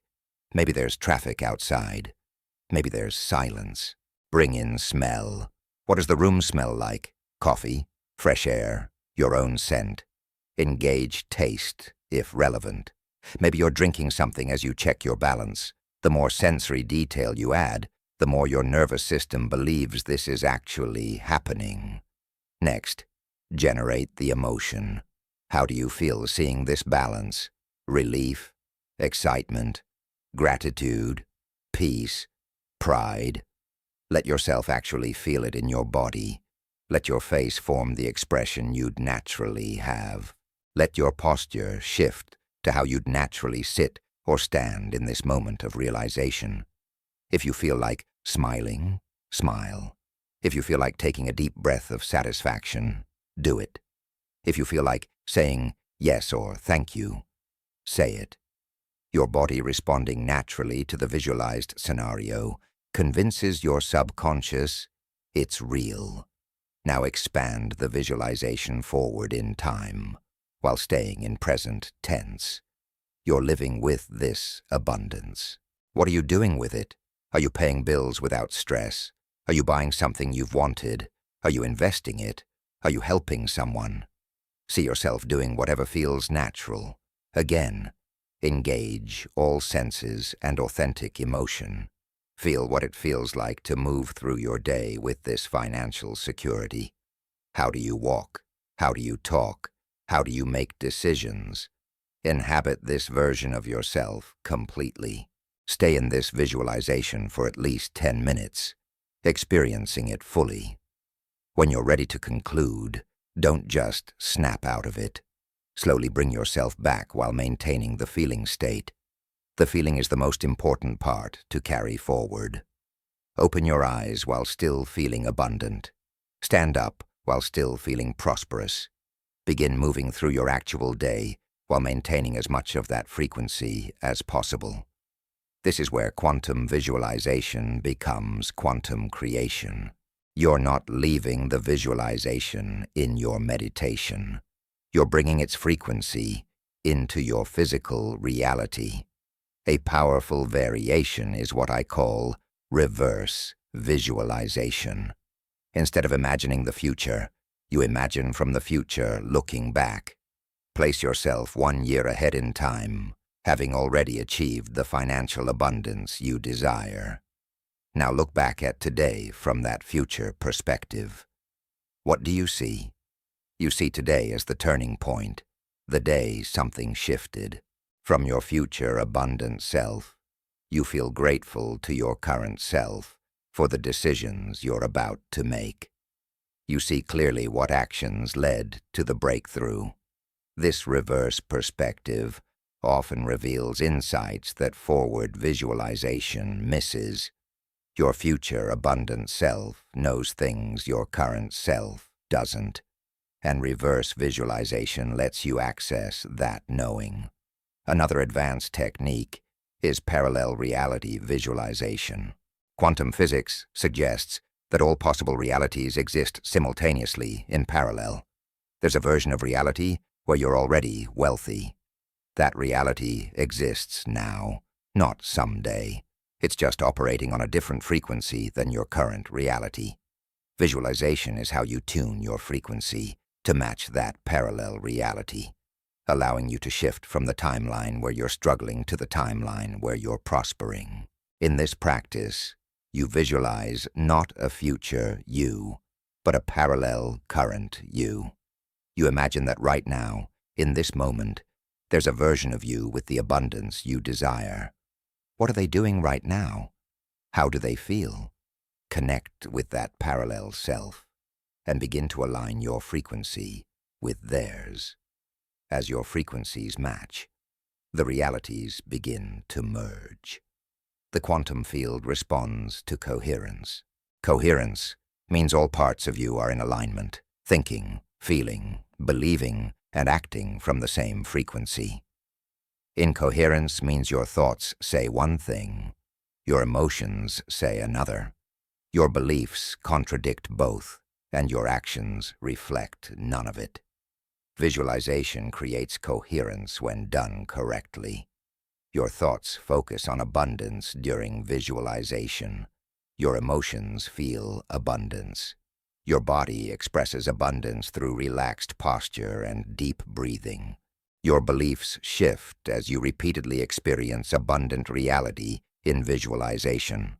This coherence creates a powerful, unified signal that the quantum field responds to immediately.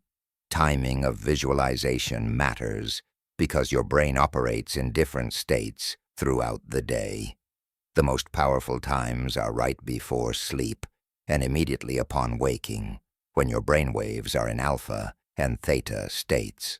In these states, the barrier between conscious and subconscious is thinner, making visualization more impactful. The images and feelings you visualize before sleep process through your subconscious all night, literally rewiring your neural networks while you rest.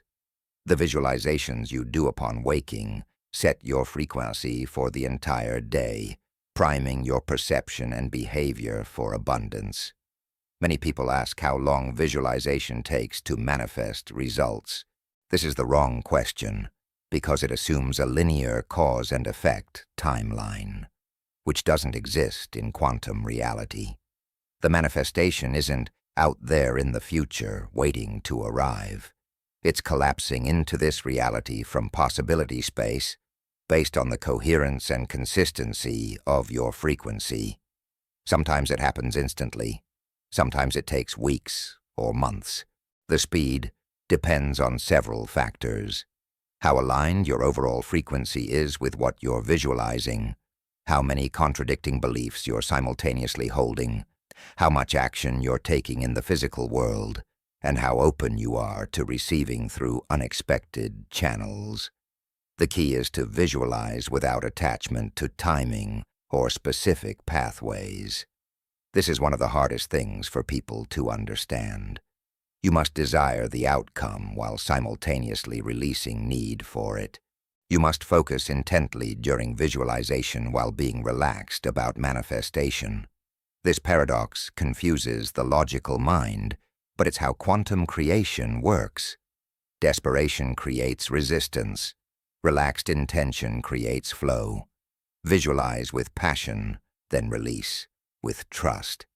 This is the art of being both committed and detached simultaneously.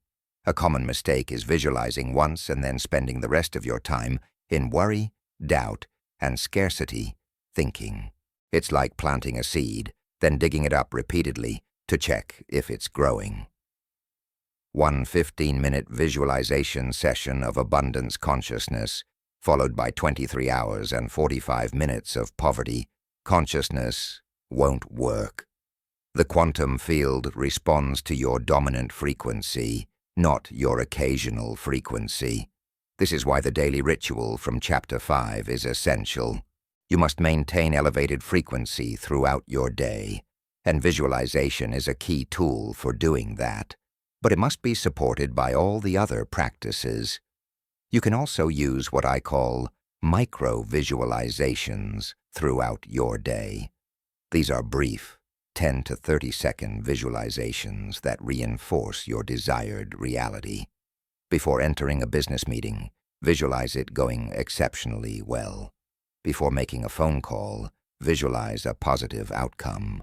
Before checking your bank account, visualize seeing more than expected. Before going to sleep, visualize waking up to good news. These quick practices keep you in creator consciousness rather than victim consciousness. You're constantly directing reality through focused intention rather than passively accepting whatever happens. The visualization must include you being worthy and capable of handling the abundance. Many people visualize having money, but don't visualize being comfortable with it, knowing what to do with it, or feeling deserving of it. This creates subconscious conflict that blocks manifestation. When you visualize abundance, also visualize yourself managing it wisely. See yourself making confident financial decisions. See yourself enjoying the money without guilt. See yourself handling the responsibility that comes with wealth. See yourself being generous. See yourself remaining grounded. This programs your subconscious that you can handle wealth, which removes a major block to receiving it. Group visualization amplifies individual practice through field resonance. When multiple people visualize together, their fields entrain and strengthen each other. This is why prayer groups, meditation groups, and mastermind groups can be so powerful. Even if you can't physically gather with others, you can tap into this principle by visualizing at the same time each day, knowing others around the world are doing the same practice. There's a global field of people focused on prosperity consciousness. Your individual practice connects you to and strengthens that field, and the field in turn supports your individual manifestation. Some people find it helpful to create a physical anchor for their visualization. This might be a specific object you hold during practice, a particular essential oil you smell, a piece of music you listen to, or a physical gesture you make. The anchor becomes associated with the visualization state. Then, throughout your day. You can touch the object, smell the oil, remember the music, or make the gesture, and it instantly recalls the visualized state. This lets you access the abundant frequency quickly whenever you need it, especially before important financial interactions or decisions. The ultimate goal of quantum visualization isn't to force reality to conform to your will. It's to align your frequency with the reality where your desires already exist. You're not creating something from nothing. You're selecting from infinite possibilities the one you prefer to experience. All possible financial realities exist in the quantum field. The one you experience is determined by the frequency you consistently hold. Visualization is how you consciously choose and sustain a specific frequency, which collapses specific possibilities into your actual experience. Advanced practitioners eventually reach a state where they don't need formal visualization sessions because they're living in visualization consciousness all the time. Their default state is experiencing themselves as abundant, regardless of current circumstances. They've so thoroughly programmed their nervous system with abundant reality that it's become their natural frequency. This is the goal, not to need a practice, but to be the practice, not to visualize abundance occasionally, but to be abundance constantly. When you reach this state, manifestation becomes effortless because you're not trying to attract abundance. You are abundance, and abundance simply flows to its own frequency. Starting today, commit to quantum visualization practice. 15 minutes daily minimum. Make it vivid, multi-sensory, emotionally authentic, and present tense. Don't just watch yourself being abundant. Be abundant in the visualization. Feel it in every cell. Let your body respond naturally. Carry the feeling into your day. Notice how your perception shifts. Notice opportunities you would have missed before. Notice ideas that arise. Notice synchronicities that appear. These are all evidence that your visualization is collapsing probability into actuality. The quantum field is responding to your focused consciousness. You're not imagining a different future. You're selecting a different present from infinite possibilities. This is not magical thinking. This is quantum mechanics applied to consciousness. This is how reality actually works beneath the surface appearance. Use it deliberately and watch your financial reality shift to match the reality you're consistently visualizing. Chapter 8. Magnetized Action. Intelligent Effort. There's a dangerous myth in manifestation circles that you can simply think your way to wealth without taking action. Sit on your couch, visualize money, and watch it appear in your bank account through magic. This is fantasy, and it keeps people stuck in perpetual disappointment.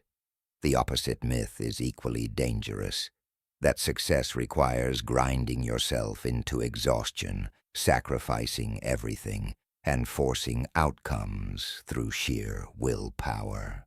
Both extremes miss the truth. Real wealth creation requires action, but not all action is equal. There's desperate action that repels money and magnetized action that attracts it. This chapter teaches you the difference and shows you how to take action from alignment rather than anxiety, creating results with intelligent effort instead of exhausting struggle. The fundamental distinction is this: desperate action comes from fear and scarcity consciousness. Magnetized action comes from inspiration and abundance consciousness. Desperate action asks, "What do I have to do to survive?" Magnetized action asks, "What am I inspired to do from this place of trust?" Desperate action is forced, heavy, and draining. Magnetized action is natural, energizing, and sustainable. Both involve doing things, taking steps, making moves. But the energy behind them is completely different, which means the results they generate are completely different. Desperate action might generate some results, but at massive cost to your energy, health, and happiness.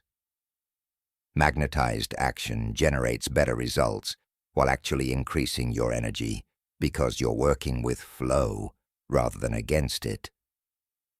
Most people operate from desperate action because they've been conditioned to believe that anything worthwhile requires struggle. They think no pain, no gain, and nothing worth having comes easy, and success requires sacrifice. These beliefs create a relationship with action where work must be hard to be valid. If something comes easily, they distrust it or feel guilty about it. This conditioning causes them to reject the very opportunities that would bring wealth most effortlessly, because those opportunities don't match their expectation that success requires suffering. They're literally programmed to choose the hard path and avoid the easy one. The universe doesn't reward struggle. It rewards alignment. When you're aligned with your purpose, your gifts, and the natural flow of abundance, things unfold with surprising ease. Yes, there's still work involved. Yes, there are still challenges. But the overall feeling is momentum rather than resistance, flow rather than friction. You're swimming with the current instead of against it. People observing from outside might think you're lucky or special, but what they're actually seeing is alignment in action. You're not working harder than everyone else. You're working smarter by working from your natural frequency. The first principle of magnetized action is waiting for inspiration before acting. This doesn't mean sitting around doing nothing while waiting for a lightning bolt. It means developing the discipline to distinguish between action driven by anxiety and action driven by genuine inspiration. Anxiety-driven action has a quality of urgency, tightness, and force. You feel you must do something now or terrible consequences will follow. Your chest is tight, your breathing is shallow, and your mind is racing with worst-case scenarios. Any action taken from this state will be desperate action, and desperate action repels prosperity. Inspiration-driven action has a completely different quality. There's clarity, excitement, and a sense of rightness. You feel pulled toward the action rather than pushed into it. Your body feels open and energized rather than tight and anxious. The action makes sense on multiple levels, not just logically, but intuitively and emotionally.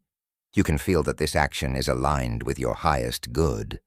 Learning to recognize this feeling and act only when it's present is one of the most important skills you can develop. This doesn't mean you only act when you feel like it.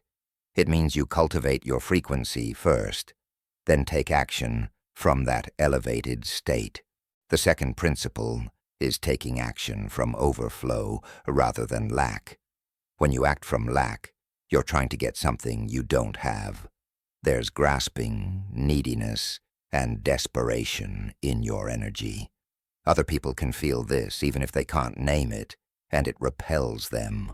When you act from overflow, you're sharing something you already have.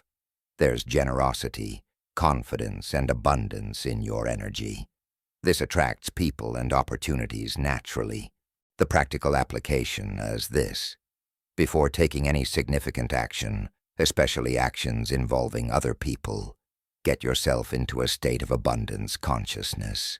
Do your morning ritual. Practice gratitude. Connect with the feeling of having more than enough. Then take the action from that state. The same action performed from overflow versus lack will produce completely different results. The third principle is following your energy rather than your should. Most people's to-do lists are filled with things they think they should do, things that seem logical or responsible, but don't actually inspire them. They force themselves through these tasks with willpower, wondering why everything feels so hard. Magnetized action follows a different path. You notice what you have natural energy for, and you do that first. This might seem irresponsible or backwards, but it actually produces better results, because when you're doing what energizes you, you do it better, faster, and more creatively. You also attract more opportunities related to activities you love because your enthusiasm is magnetic. This doesn't mean you never do difficult or boring tasks. It means you recognize that forcing yourself through uninspired action all day keeps you in low frequency, which limits what you can attract. Instead, you strategically schedule your day so that you do inspired activities first, when your energy is highest. This raises your frequency, which makes even the mundane tasks easier because you're approaching them from a better state. You also look for ways to delegate, automate, or eliminate tasks that consistently drain your energy. Your energy is your most valuable asset. Protecting it and investing it wisely is crucial for maintaining magnetic power. The fourth principle is taking action without attachment to specific outcomes. This is subtle, but essential. You must care enough about your goal to take consistent action toward it, but not be so attached to a specific result that you become rigid and resistant to alternatives. The universe often delivers better outcomes than you imagined through pathways you didn't anticipate. If you're rigidly attached to one specific outcome through one specific path, you'll miss the better opportunities trying to reach you through different channels. Magnetized action moves toward a general direction with openness about exactly how you'll get there. You're clear on the what, but flexible on the how. Practical application. Set your intention for the day. I intend to move toward financial abundance today. Then pay attention to what opportunities, ideas, and inspired actions arise. Take the actions that feel aligned, even if they're not what you planned. Maybe you plan to work on your business plan, but you get an unexpected call that leads to a valuable connection. The rigid person ignores the call because it's not on their schedule. The magnetized person recognizes the call as the universe delivering an opportunity and takes the inspired action of engaging with it. Results come through the path of least resistance, which is rarely the path you planned. The fifth principle is recognizing the difference between inspired action and busy work. Many people stay constantly busy as a way to avoid feeling their fear about money. They confuse activity with productivity and exhaustion with accomplishment. They're taking tons of action, but it's scattered, unfocused, and driven by anxiety rather than strategy. Magnetized action is often less action but more effective action. You do fewer things, but you do the right things. You focus on high-leverage activities that actually move you toward prosperity, rather than low-leverage activities that just keep you busy. How do you identify high-leverage actions? They're usually actions that feel slightly uncomfortable because they require growth, but they also feel important and exciting. Sending that email to a potential client you're nervous to contact. Having that conversation about money you've been avoiding. Investing in that course or coaching that scares you financially, but you know would help. Taking that calculated risk that could pay off significantly. These actions have weight to them, they matter. In contrast, low-leverage actions feel safe and easy, but don't actually advance your goals. Reorganizing your workspace for the third time. Researching endlessly without implementing. Perfecting details that don't matter, doing familiar tasks that keep you comfortable but stuck. The sixth principle is timing, specifically recognizing when to act and when to wait. Not all moments are equally opportune for action. There are times when the energy is right and doors open easily. There are times when the energy is resistant and every action feels like pushing a boulder uphill. Magnetized people develop sensitivity to these rhythms and act accordingly. When energy is flowing and opportunities are appearing, they take bold action. When energy is sluggish and resistance is high, they focus on internal work, raising their frequency, clearing blocks, visualizing, and preparing for the next wave of opportunity. This requires developing trust in cycles and seasons. Western culture teaches constant action, regardless of circumstances, but nature operates in cycles of activity and rest, expansion, and consolidation. Forcing action during a natural rest phase exhausts you and produces poor results. Aligning your action with natural cycles produces better results with less effort. Pay attention to when you feel energized versus depleted, when opportunities flow versus when they're scarce, when decisions come easily versus when everything feels confusing. These patterns reveal your personal rhythms. Work with them, not against them. The seventh principle is taking action that stretches you without breaking you. Growth requires moving beyond your comfort zone.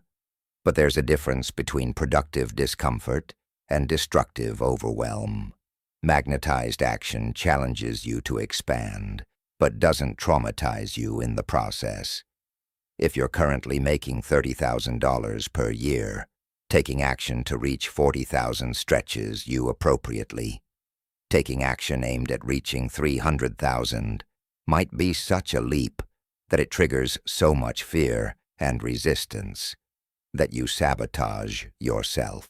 Know the difference between inspired stretch and delusional leap. This is why graduated goals work better than massive unrealistic goals.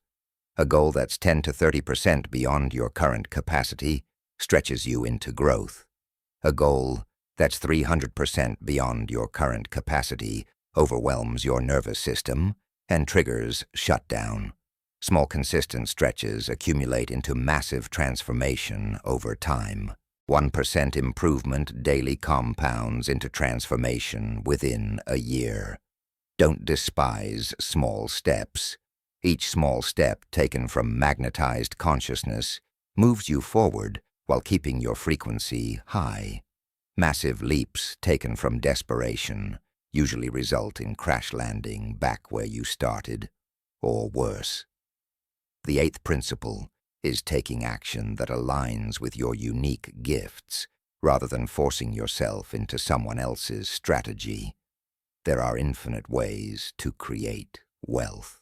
The method that works brilliantly for someone else might be completely wrong for you because you have different strengths, different personality, different natural inclinations. Forcing yourself to follow a strategy that doesn't match your nature is exhausting and ineffective.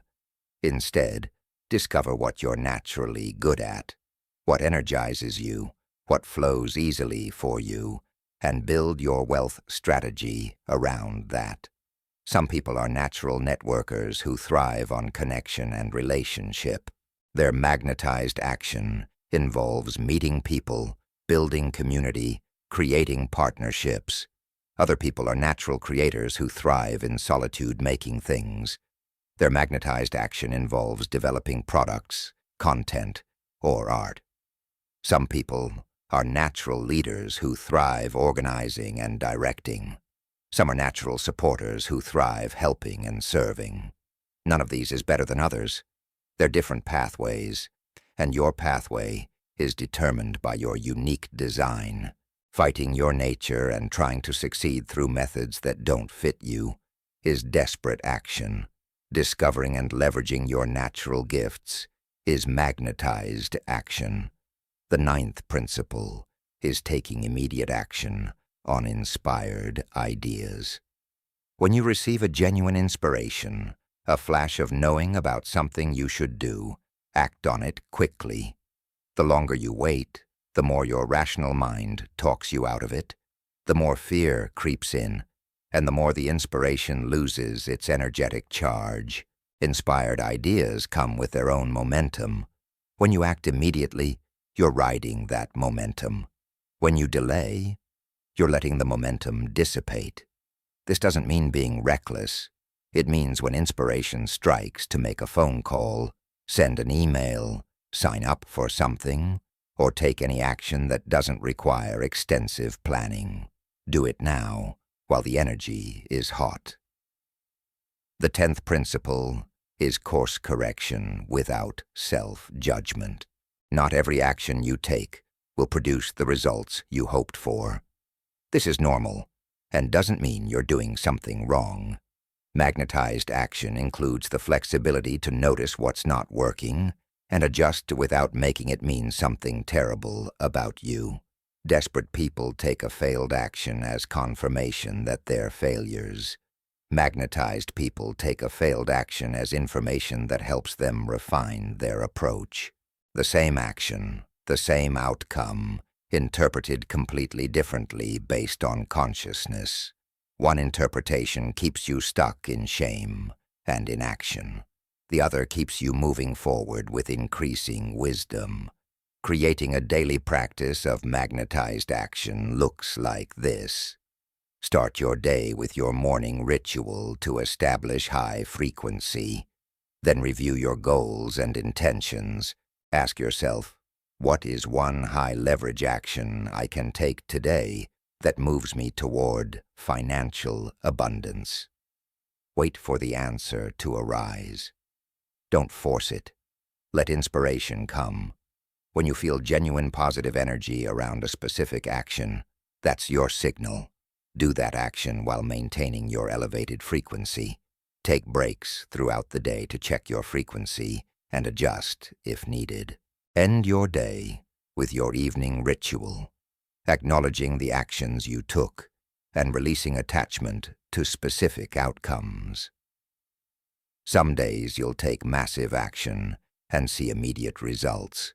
Other days you'll take small actions that seem insignificant but are planting seeds for future harvest. Both are valuable. What matters is that each action is taken from alignment rather than desperation, from inspiration rather than obligation, from overflow rather than lack. This way of working might seem slower than the desperate hustle culture promotes, but it actually produces faster and more sustainable results because you're working with universal energy rather than against it. The relationship between inner work and outer action is symbiotic. Inner work without action is fantasy. Action without inner work is exhausting. You need both. You do the inner work to raise your frequency, clear your blocks, and program your subconscious. Then you take action from that elevated state. The action produces results and experiences that either confirm your progress or reveal remaining blocks. You do more inner work to integrate the lessons and clear newly revealed blocks. Then you take the next level of action. This cycle spirals upward, each iteration taking you higher in consciousness and prosperity. Eventually you reach a state where the line between inner work and outer action blurs. You're doing inner work while taking action because your action itself becomes a meditation, a practice of maintaining alignment while engaging with the world. You're taking action while doing inner work because your inner shifts immediately translate into different behaviors and choices. This integration is mastery, the point where you're no longer switching between doing and being. You're being while doing, and doing while being. Every action is magnetized because you are magnetic. Starting today, evaluate every action you take through this lens. Is this desperate action or magnetized action? Am I acting from fear or inspiration, from lack or overflow, from should or genuine desire? If you notice desperate action, stop. Raise your frequency first, then either take the action from alignment or recognize it's not your action to take at all. Protect your energy fiercely. Invest it only in actions that feel inspired, that stretch you appropriately, that align with your gifts, and that come from abundance consciousness. This discipline transforms everything. You'll accomplish more while feeling less depleted. You'll attract better opportunities because your frequency stays high. You'll enjoy the journey instead of just enduring it. This is magnetized action, the art of creating wealth through intelligent effort that flows rather than forced labor that exhausts. Chapter 9. Maintaining the magnetic field active. You've learned how to build your magnetic field for prosperity. You've cleared blocks, raised your frequency, reprogrammed your subconscious, established daily rituals, practiced strategic gratitude, mastered quantum visualization, and discovered magnetized action. But here's the truth nobody warns you about. Building the field is easier than maintaining it. Life will constantly try to knock you off frequency. Setbacks will test your resolve. Other people will project their scarcity onto you. The world's default programming broadcasts limitation 24 hours a day. Without conscious maintenance, your carefully built magnetic field will weaken and eventually collapse back to default settings. This chapter teaches you how to sustain your magnetic power over the long term, how to protect your frequency from interference, and how to keep your field active and strong regardless of external circumstances. The first maintenance essential is recognizing frequency drops before they compound. You will have moments, hours, or even days when your frequency drops. This is normal. You're human, living in a world that's constantly triggering old patterns and presenting challenges. The key is catching frequency drops early before they snowball into extended periods of low vibration. Develop the habit of checking in with yourself multiple times per day. What frequency am I broadcasting right now? If you notice you're in fear, worry, resentment, or any low-frequency state, address it immediately. Don't let it fester.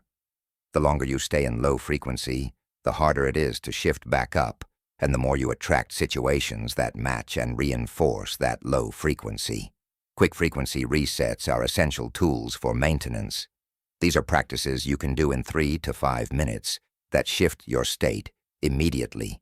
The first is breath work. Low frequencies create shallow, tight breathing. High frequencies create deep, relaxed breathing. By consciously changing your breath, you change your state. Try this. Breathe in slowly for 4 counts. Hold for 4 counts. Exhale for 6 counts. Hold empty for 2 counts. Repeat this pattern for 2 minutes. The extended exhale activates your parasympathetic nervous system, which signals safety to your body. Safety is a high-frequency state. This simple practice can pull you out of anxiety within minutes. The second quick reset is physical movement. Your body and emotions are deeply connected.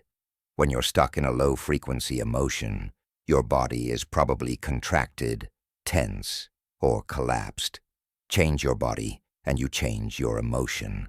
Stand up, reach your arms overhead, stretch your spine, roll your shoulders, shake out your limbs. Even better, put on music and dance for 3 minutes. It's nearly impossible to stay in heavy emotions while your body is moving freely. Movement releases stuck energy and shifts your biochemistry. You don't need a long workout. You need a short burst of intentional physical expression that breaks the pattern of emotional stagnation. The third quick reset is gratitude recalibration. When you're in low frequency, your attention is focused on problems, lacks, and threats. Consciously redirect your attention to anything you can genuinely appreciate in this moment.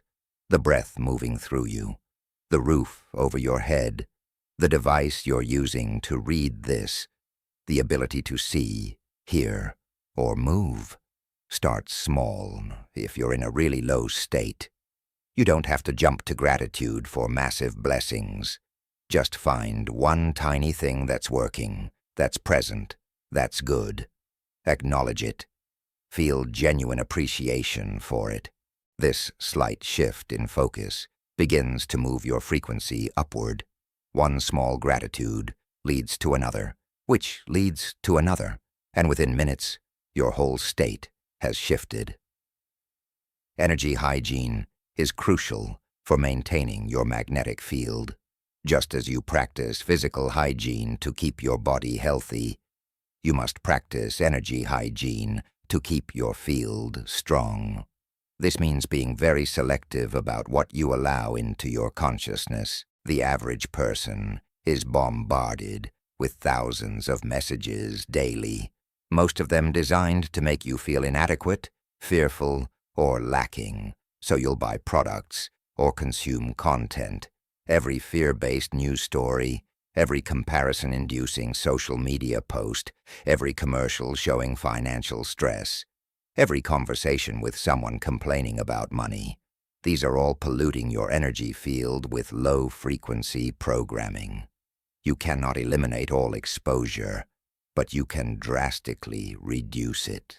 Limit news consumption to once per day maximum, and choose sources that report facts without fear-mongering. Curate your social media feed ruthlessly, unfollowing or muting anyone whose content consistently makes you feel bad about yourself or your finances. Set boundaries in conversations, politely redirecting when people want to spiral into complaint or worry. Fill your consumption space instead with content that elevates you.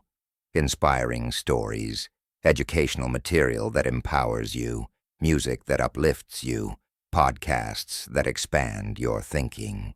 What you consistently consume becomes your internal reality. Choose consciously. Protecting your magnetic field from energy vampires is essential.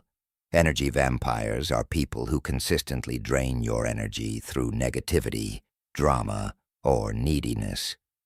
They're not evil. They're usually suffering and unconsciously seeking energy from others because they can't generate it themselves. But regardless of their intentions, their impact on your field is real. After spending time with certain people, you feel exhausted, depressed, or drained. This is your signal that an energy exchange happened that didn't serve you. You gave energy and received low frequency in return. You have several options with energy vampires. The first is limiting contact. You don't have to be cruel about it. Just reduce the frequency and duration of interactions. The second is setting firm energetic boundaries before and during interactions. Before meeting with someone who tends to drain you, consciously reinforce your energy field. Visualize a protective boundary around you that lets love through, but blocks negativity. During the interaction, notice if you're being pulled into their drama or frequency.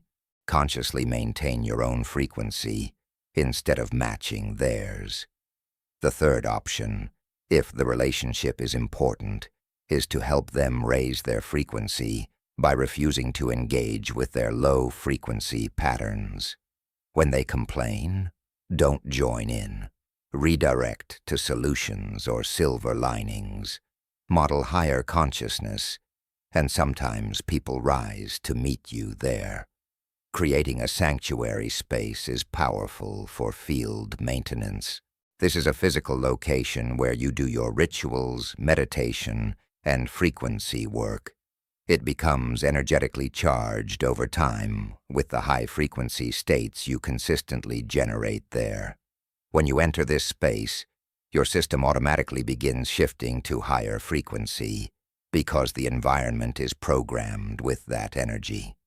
This doesn't have to be an entire room. It can be a corner of your bedroom, a specific chair, a cushion where you sit. What matters is that you consistently use this space for your practice and nothing else. Don't use your sanctuary space for checking email, watching television, or dealing with problems. Keep it sacred for frequency elevation only. Regular energy clearing of your environment is important. Spaces accumulate energetic residue from activities and emotions that occur in them. If you've had stressful experiences in your home, that energy lingers unless cleared. There are many clearing methods. The simplest is opening windows and letting fresh air flow through, while consciously setting the intention for stale energy to leave. Burning sage, palo santo, or incense while walking through your space is traditional and effective. Sound clearing with bells, singing bowls, or even clapping in corners works. The specific method matters less than the intention behind it. You're consciously resetting the energetic imprint of your space, making it neutral or positive instead of carrying accumulated stress. Maintaining your field requires managing your response to setbacks and challenges, because these will definitely occur. A setback is not a sign that manifestation isn't working or that you're doing something wrong. It's a normal part of physical reality and often a necessary stage in the process. How you respond to setbacks determines whether they strengthen your magnetic field or weaken it. The low-frequency response is to collapse into victimhood, despair, or angry resistance. The high-frequency response is to acknowledge the challenge without making it mean something catastrophic, to look for the lesson or opportunity within it, and to maintain trust that this is part of your path toward prosperity, not evidence that prosperity isn't coming. This doesn't mean denying genuine difficulty or forcing positive thinking when you feel terrible. It means feeling your emotions fully without letting them define your identity or hijack your frequency permanently. You can feel disappointed about a setback while maintaining underlying trust. You can feel frustrated while still practicing gratitude for what's working. You can acknowledge that something is hard while refusing to make it mean that you're a failure or that wealth is impossible for you. The ability to hold multiple truths simultaneously is emotional maturity, and it's essential for maintaining your magnetic field through life's inevitable ups and downs. Celebration is a powerful maintenance practice that most people neglect. They're so focused on what's not yet here that they fail to acknowledge what is here. Every win, no matter how small, deserves recognition and celebration. Received an unexpected $20? Celebrate it. Made a wise financial decision? Celebrate it. Noticed an opportunity? Celebrate it. Maintained your morning ritual for a week straight? Celebrate it. Celebration does several things simultaneously. It trains your attention to notice wins, which programs your subconscious to look for more wins. It generates positive emotion, which is high-frequency fuel. It acknowledges progress, which builds momentum. It expresses gratitude for movement, which attracts more movement. Celebration doesn't have to be elaborate. It can be as simple as pausing, taking a breath, smiling, and saying, "Yes, that's excellent." The key is that it's genuine and that you do it consistently. Many people wait to celebrate until they reach some huge milestone, which means they go months or years without positive reinforcement. This is terrible for maintaining motivation and frequency. Instead, celebrate constantly for small wins. This keeps your energy elevated and your momentum building. You're training yourself to associate your prosperity journey with pleasure rather than pressure, which makes it sustainable long-term. Periodic intensive maintenance through retreat or renewal is important. Even with daily practices, there's value in occasionally stepping away from normal life for dedicated frequency work. This might be a weekend retreat where you immerse yourself in meditation, visualization, journaling, and energy work without the distractions of daily responsibilities. It might be a day spent in nature, disconnected from technology and people, just breathing, walking, and reconnecting with yourself. These intensive periods allow deeper work than daily practice permits. You can address blocks you've been too busy to process, receive insights that can't come through the noise of regular life, and dramatically boost your magnetic charge in a compressed time frame. You don't need expensive retreats or exotic locations. You need uninterrupted time and space to go deep. Even a single day, if fully devoted to your practice without interruption, can create significant shifts. During these intensive periods, review your progress since beginning this work. Acknowledge how far you've come. Notice what's changed in your frequency, beliefs, and behaviors. This perspective often reveals transformation you couldn't see while living it day by day. Seeing your progress builds confidence and strengthens your commitment to continuing. Accountability and community support your maintenance. While this is ultimately individual work, having others on the same path makes it easier. Find or create a community of people who are also committed to prosperity, consciousness. This might be an online group, a local meetup, or a small group of friends who practice together. Share your wins, your challenges, and your commitments. Knowing that others are watching and cheering for you creates healthy accountability. Hearing about others' experiences normalizes the journey and gives you ideas and inspiration. Teaching others what you're learning also deepens your own understanding and commitment. Be cautious about who you share your prosperity practice with. Not everyone will understand or support what you're doing. Some people are so invested in scarcity consciousness that your shift toward abundance threatens their worldview. They'll consciously or unconsciously try to pull you back down through mockery, skepticism, or fear-mongering. Share your journey only with people who genuinely want to see you succeed and who either understand consciousness work or are at least open and supportive, even if they don't fully grasp it. Protect your emerging transformation from those who would sabotage it through their own unhealed limitations. Tracking your magnetic field strength gives you objective feedback on your maintenance. Keep a simple log where you rate your frequency daily on a scale of 1 to 10. 1 is deep scarcity consciousness, fear, despair. 10 is pure abundance consciousness, trust, joy. Don't overthink the rating. Just notice how you feel overall at the end of each day and assign a number. Over weeks and months, you'll see patterns. You'll notice your average frequency rising. You'll see that even when you dip, you don't dip as low as you used to, and you recover faster. You'll identify triggers that consistently lower your frequency, which lets you address them proactively. This data helps you see the effectiveness of your maintenance practices and shows you concrete progress, even when external circumstances haven't fully shifted yet. Advanced maintenance includes recognizing and working with seasonal cycles in your life. Just as nature has seasons, your personal energy has cycles. There are times when everything flows easily and opportunities appear constantly. There are times when everything feels harder and progress seems slow. Neither state is wrong. Both are natural phases.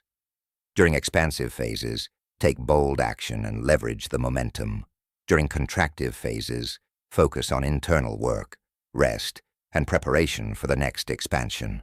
Forcing action during a natural rest phase exhausts you and weakens your field. Honoring your cycles and working with them maintains your field's health long-term. You'll know your maintenance is working when staying in high frequency becomes easier than dropping into low frequency. When your first response to challenges is trust rather than fear. When you catch frequency drops within minutes rather than hours or days. When other people comment that you seem different, calmer, more confident, luckier. When opportunities start appearing more regularly. When money comes from unexpected sources. When you feel genuinely peaceful about your finances most of the time. These are all signs that your magnetic field is not only active, but stable and strong. The ultimate maintenance comes from integrating prosperity consciousness so deeply that it becomes your identity rather than a practice. You're not someone who does abundance work. You are abundant. You're not trying to maintain a magnetic field. You are magnetic.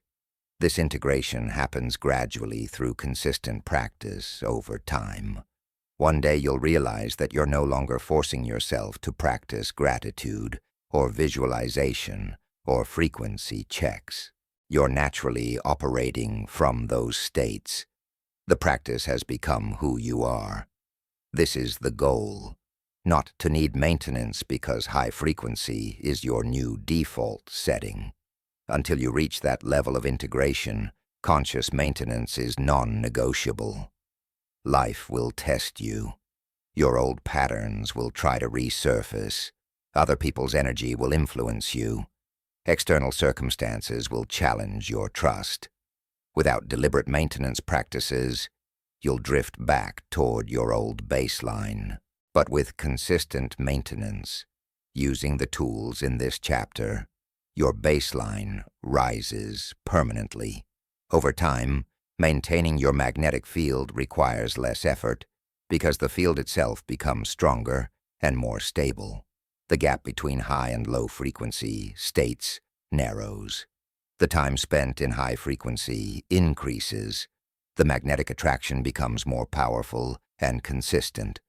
This is how transformation becomes permanent, not through perfection, but through persistent maintenance of the consciousness you've cultivated. Chapter 10. The Permanent Magnet. Your New Identity. You've traveled through 9 chapters of transformation. You've learned principles, practiced techniques, and begun rewiring your relationship with money and abundance.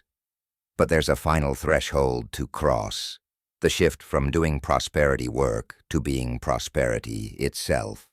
This is where temporary change becomes permanent transformation. This is where techniques dissolve into natural expression. This is where you stop trying to become a magnet for fortune and realize you already are one. This final chapter is about integration, about embodying prosperity consciousness so completely that it becomes inseparable from who you are. This is about claiming your new identity as a permanent magnet for wealth. Identity is the deepest level of transformation.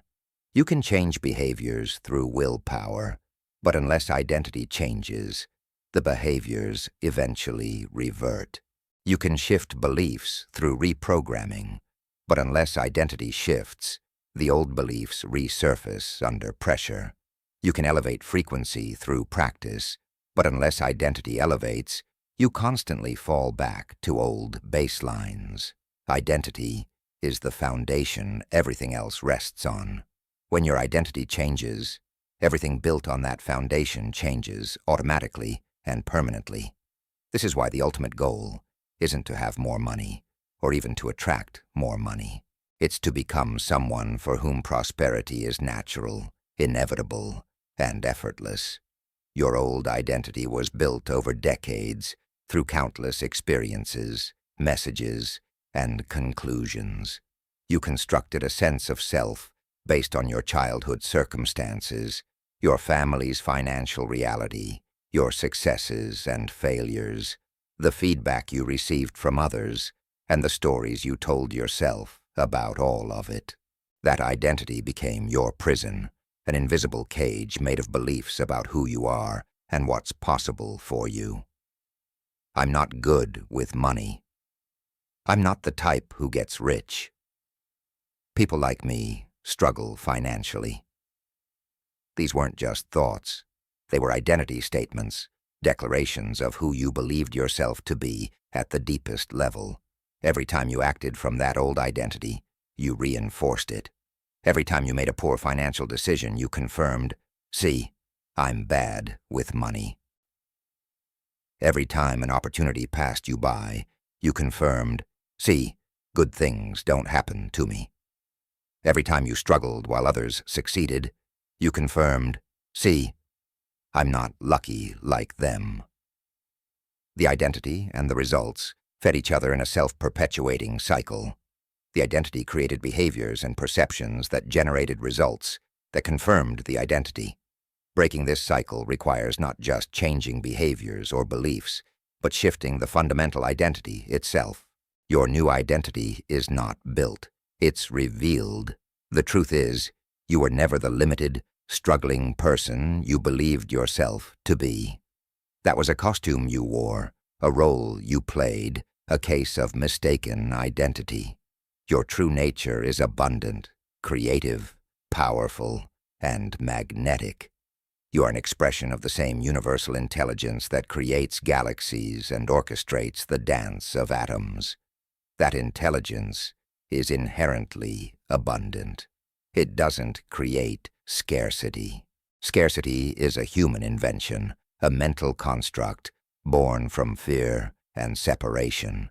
Your work in this final chapter is not to become someone new, but to remember and reclaim who you actually are beneath all the conditioning. The shift from old identity to new identity happens in stages. The first stage is recognition. You recognize that the old identity isn't serving you and probably never was true. You see clearly how it limited you, how it kept you small, how it blocked abundance. This recognition might bring grief. You're mourning the years you spent believing lies about yourself, the opportunities you missed, the suffering you endured unnecessarily. Let yourself feel this grief. It's part of the release process. You cannot step fully into your new identity while clinging to attachment to the old one, even attachment in the form of regret or resentment. The second stage is experimentation. You try on new identity statements and behaviors to see how they fit. You act as if you're already the prosperous person you're becoming. You speak differently about yourself and your finances. You make decisions from abundance rather than scarcity. You carry yourself with the confidence of someone who's financially secure. Initially, this feels like pretending or acting. There's a sense of fake it till you make it that can feel uncomfortable or inauthentic. This discomfort is normal. You're stretching beyond familiar identity territory. Your nervous system is alarmed because change feels threatening, even when it's positive change. The third stage is integration. Through consistent practice of new thoughts, feelings, and behaviors, the new identity begins to feel natural. The gap between who you're being and who you believe yourself to be starts closing. You have moments where you forget to worry about money and realize later that you went hours or days without financial anxiety. You make a confident financial decision and only afterwards realize that the old you would never have made that choice. You receive money, and your immediate response is gratitude rather than disbelief. These are signs that the new identity is integrating, becoming part of your automatic operating system rather than something you have to consciously perform. The fourth stage is embodiment. The new identity has fully landed. You no longer have to think about being prosperous. You simply are. It's not a role you play or a practice you maintain. It's who you are at the core. From this embodied identity, abundance flows naturally because it's the only thing that can flow from that frequency. You're not attracting prosperity anymore. You're expressing it, radiating it, being it. This is the permanent magnet state. This is where transformation becomes irreversible because you've changed at the identity level, and everything else follows from there. Let's identify the specific qualities of your new prosperity identity so you can consciously embody them. The first quality is worthiness. Not just believe, but know that you're worthy of abundance. This isn't contingent on your achievements, your background, your appearance, or anything external. Worthiness is your birthright as a conscious being. You don't have to earn it or prove it. You claim it. From this place of deep worthiness, you receive easily because there's no internal conflict about deserving. You give easily because you know there's more where that came from. You rest in the simple truth: I am worthy of all good things, including financial prosperity. The second quality is trust. You trust in the fundamental abundance of the universe. You trust in your ability to create, attract, and receive wealth. You trust that even when you can't see the path forward, there is a path. You trust that setbacks are temporary and often necessary redirections towards something better. This trust isn't blind faith. It's based on understanding how energy, consciousness, and manifestation actually work. You've seen evidence of it in your own life as you've practiced these principles. The trust deepens with each confirmation until it becomes unshakable. From this trust, you make decisions clearly and act boldly because you're not paralyzed by fear of scarcity. The third quality is generosity. Your new identity is generous not because you should be, but because you are. You understand that giving and receiving are the same flow, just moving in different directions. When you give, you're not depleting yourself. You're participating in circulation. You're demonstrating abundance consciousness, which attracts more abundance. Your generosity extends beyond money to include time, attention, knowledge, and energy. You give from overflow rather than obligation, which means your giving feels joyful rather than burdensome. This generosity makes you magnetic because people and opportunities are drawn to generous energy. It signals that you operate from sufficiency, which is a high-frequency state that naturally attracts. The fourth quality is calm confidence. You're no longer frantic or desperate about money. You move through financial decisions and challenges with centered confidence. This doesn't mean you're careless or naive about risks. It means you trust your capacity to handle whatever arises. Your confidence comes from knowing you've cultivated the internal resources that matter most: high frequency, clear thinking, creativity, resilience, and connection to source. External circumstances might fluctuate, but your internal resources remain stable, which means you can navigate anything. This calm confidence is palpable to others and opens doors that anxiety keeps closed. The fifth quality is presence. You're fully present to your current financial reality without being defined by it. You can acknowledge where you are without making it mean something permanent about where you're going. You're not escaping into fantasy about future wealth while ignoring present responsibilities. You're not collapsing into despair about present challenges while forgetting your vision. You're here, now, fully engaged with what is while holding space for what's emerging. This presence allows you to notice opportunities, receive guidance, and take inspired action. Most people miss these things because they're lost in past regret or future anxiety. Your presence is power. The sixth quality is resilience. You bounce back quickly from setbacks and disappointments. You don't make one bad outcome mean everything is hopeless. You extract the lesson, adjust your approach, and continue forward. This resilience comes from your new identity, understanding that you're not your circumstances. Your bank balance doesn't define you. A failed business venture doesn't define you. A financial mistake doesn't define you. You're the consciousness experiencing these things, learning from them, and evolving through them. This perspective creates incredible resilience because nothing external can permanently damage who you fundamentally are. The seventh quality is creativity. You see possibilities where others see limitations. When one path is blocked, you naturally look for alternative routes. You trust your ability to generate ideas, solutions, and opportunities. This creativity isn't about being artistic, though it might include that. It's about being resourceful, innovative, and willing to think beyond conventional approaches. Your new identity knows that there are infinite ways to create wealth, and you're not limited to the obvious or traditional methods. This creativity makes you valuable to others and opens doors that rigid thinking keeps closed. The eighth quality is joy. You genuinely enjoy your financial journey, including the challenges and the growth edges.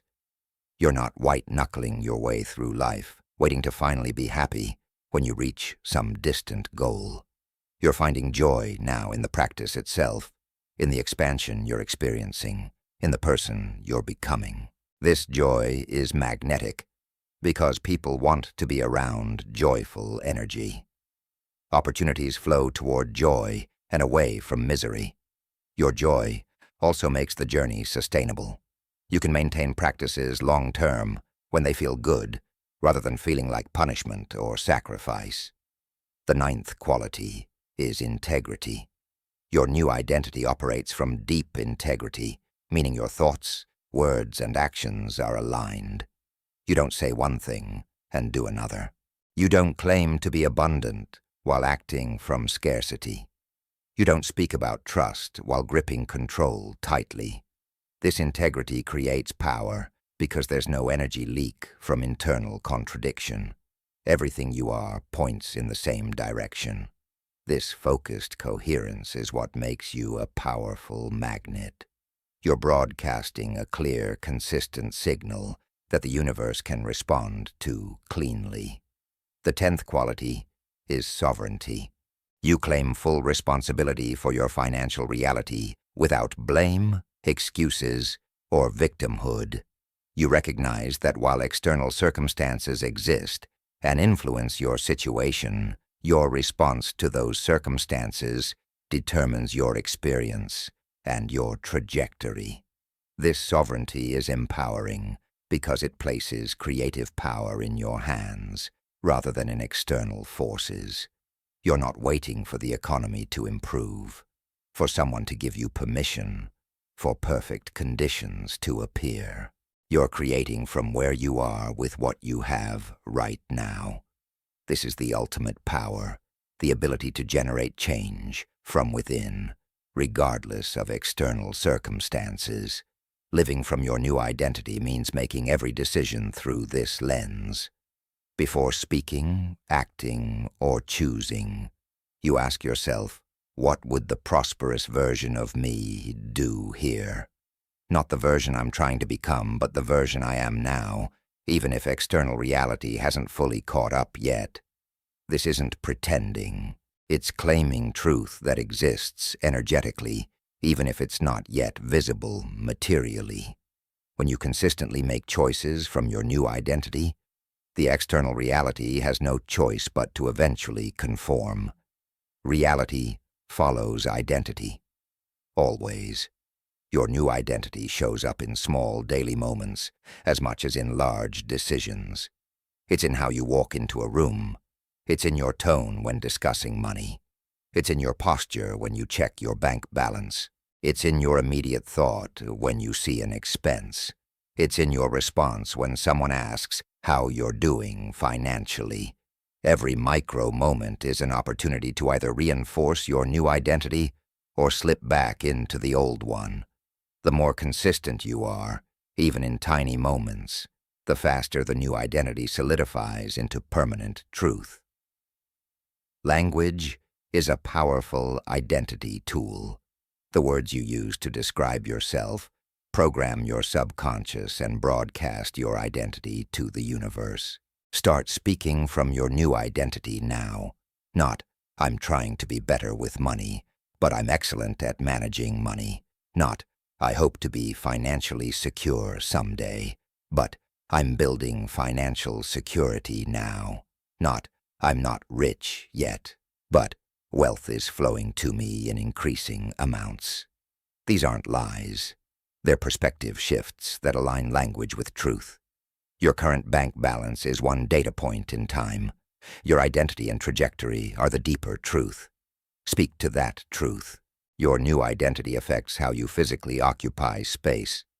Scarcity consciousness makes you contract, take up less space, make yourself smaller. Abundance consciousness makes you expand, stand tall, take up appropriate space. Notice how you sit, stand, and walk. Are you curled in on yourself or are you open? Are your shoulders rounded forward protectively or back confidently? Is your gaze down or forward? Your body language doesn't just reflect your identity. It creates it. Stand, sit, and move like someone who's prosperous, and your nervous system begins believing you are prosperous, which shifts your identity at a somatic level. Surrounding yourself with evidence of your new identity accelerates embodiment. This isn't about fake it till you make it with expensive purchases you can't afford. It's about creating an environment that reflects and reinforces abundance consciousness. Maybe it's how you arrange your living space to feel spacious and beautiful rather than cluttered and chaotic. Maybe it's investing in one quality item rather than multiple cheap ones. Maybe it's fresh flowers on your table or art on your walls. Maybe it's simply keeping your space clean and cared for. These environmental choices signal to your subconscious that you're someone who values quality, beauty, and order, all abundance consciousness traits. Your new identity includes redefining your relationship with time. Scarcity consciousness creates urgency and impatience. I need money now. Why isn't this working faster? I can't wait anymore. This desperate energy repels what you're trying to attract. Your new abundant identity includes trust in divine timing. You're committed to the outcome, but relaxed about the timeline. You understand that some things must align behind the scenes before manifestation can occur in the physical. You're willing to do the work and trust the timing. This patience isn't passive. It's active trust paired with consistent action. You're moving toward your goals while allowing them to unfold in the perfect timing. The permanent magnet identity includes knowing when to rest. Old scarcity programming says you must constantly hustle or you'll fall behind. Your new identity understands that rest is productive. Rest allows integration of new patterns. Rest restores energy for the next expansion phase. Rest opens space for inspiration and insight that constant busyness blocks. You're no longer addicted to struggle as proof of worthiness. You know your value isn't determined by how hard you work, but by who you are. From this knowing, you rest when rest is called for without guilt, and you work when work is inspired without resentment. Your new identity is comfortable with visibility. Scarcity consciousness often includes hiding, staying small, not being seen because being seen might invite criticism or comparison.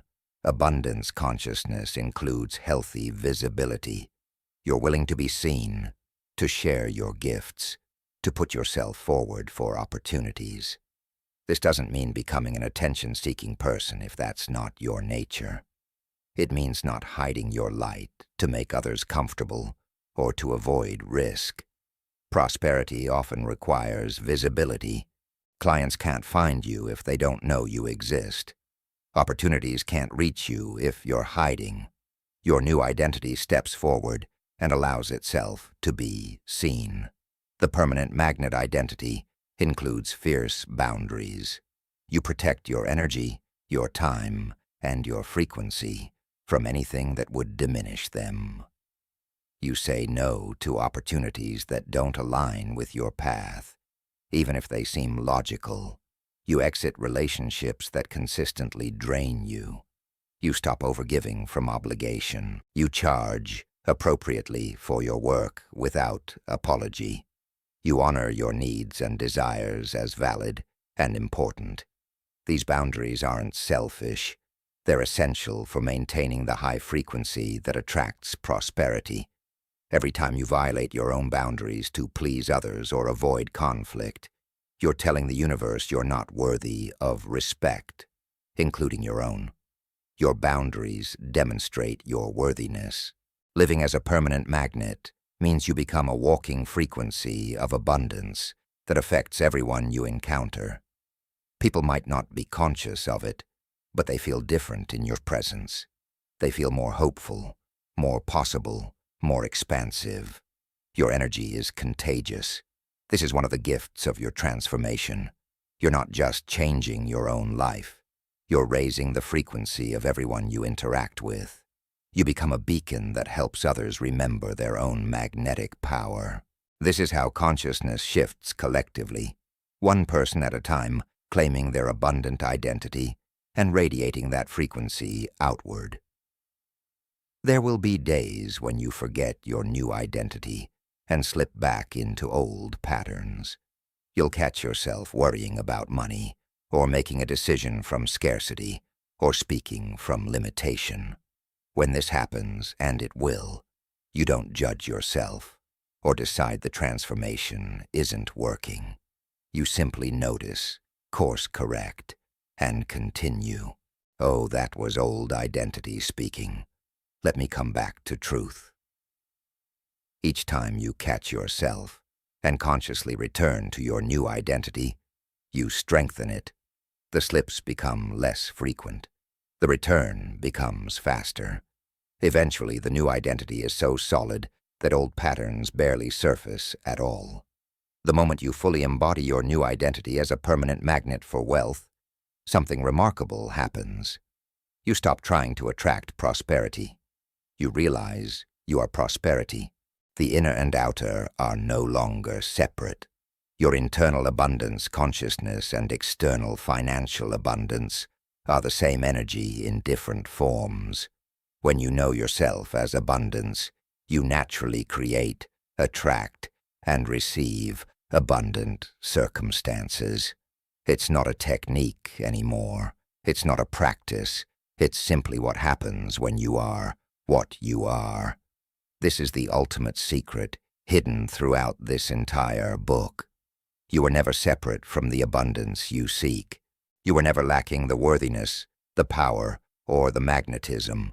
You are simply disconnected from the truth of what you are through layers of conditioning, trauma, and false beliefs. This whole journey has been about stripping away what's false to reveal what's true. You are, always have been, and always will be, a magnet for fortune. Not because you learned techniques or practiced principles, though those helped you remember, but because it's your fundamental nature as an expression of infinite creative intelligence. Your new identity as a permanent magnet for wealth is not the end of your journey. It's the beginning of a completely different life. From this identity, you'll create and experience things you can't imagine from your current vantage point. Opportunities will appear that seemed impossible before. Income will flow from unexpected sources. Your impact will expand in ways that surprise you, all because you claimed the truth of who you are and lived from that truth consistently until it became the only truth you know.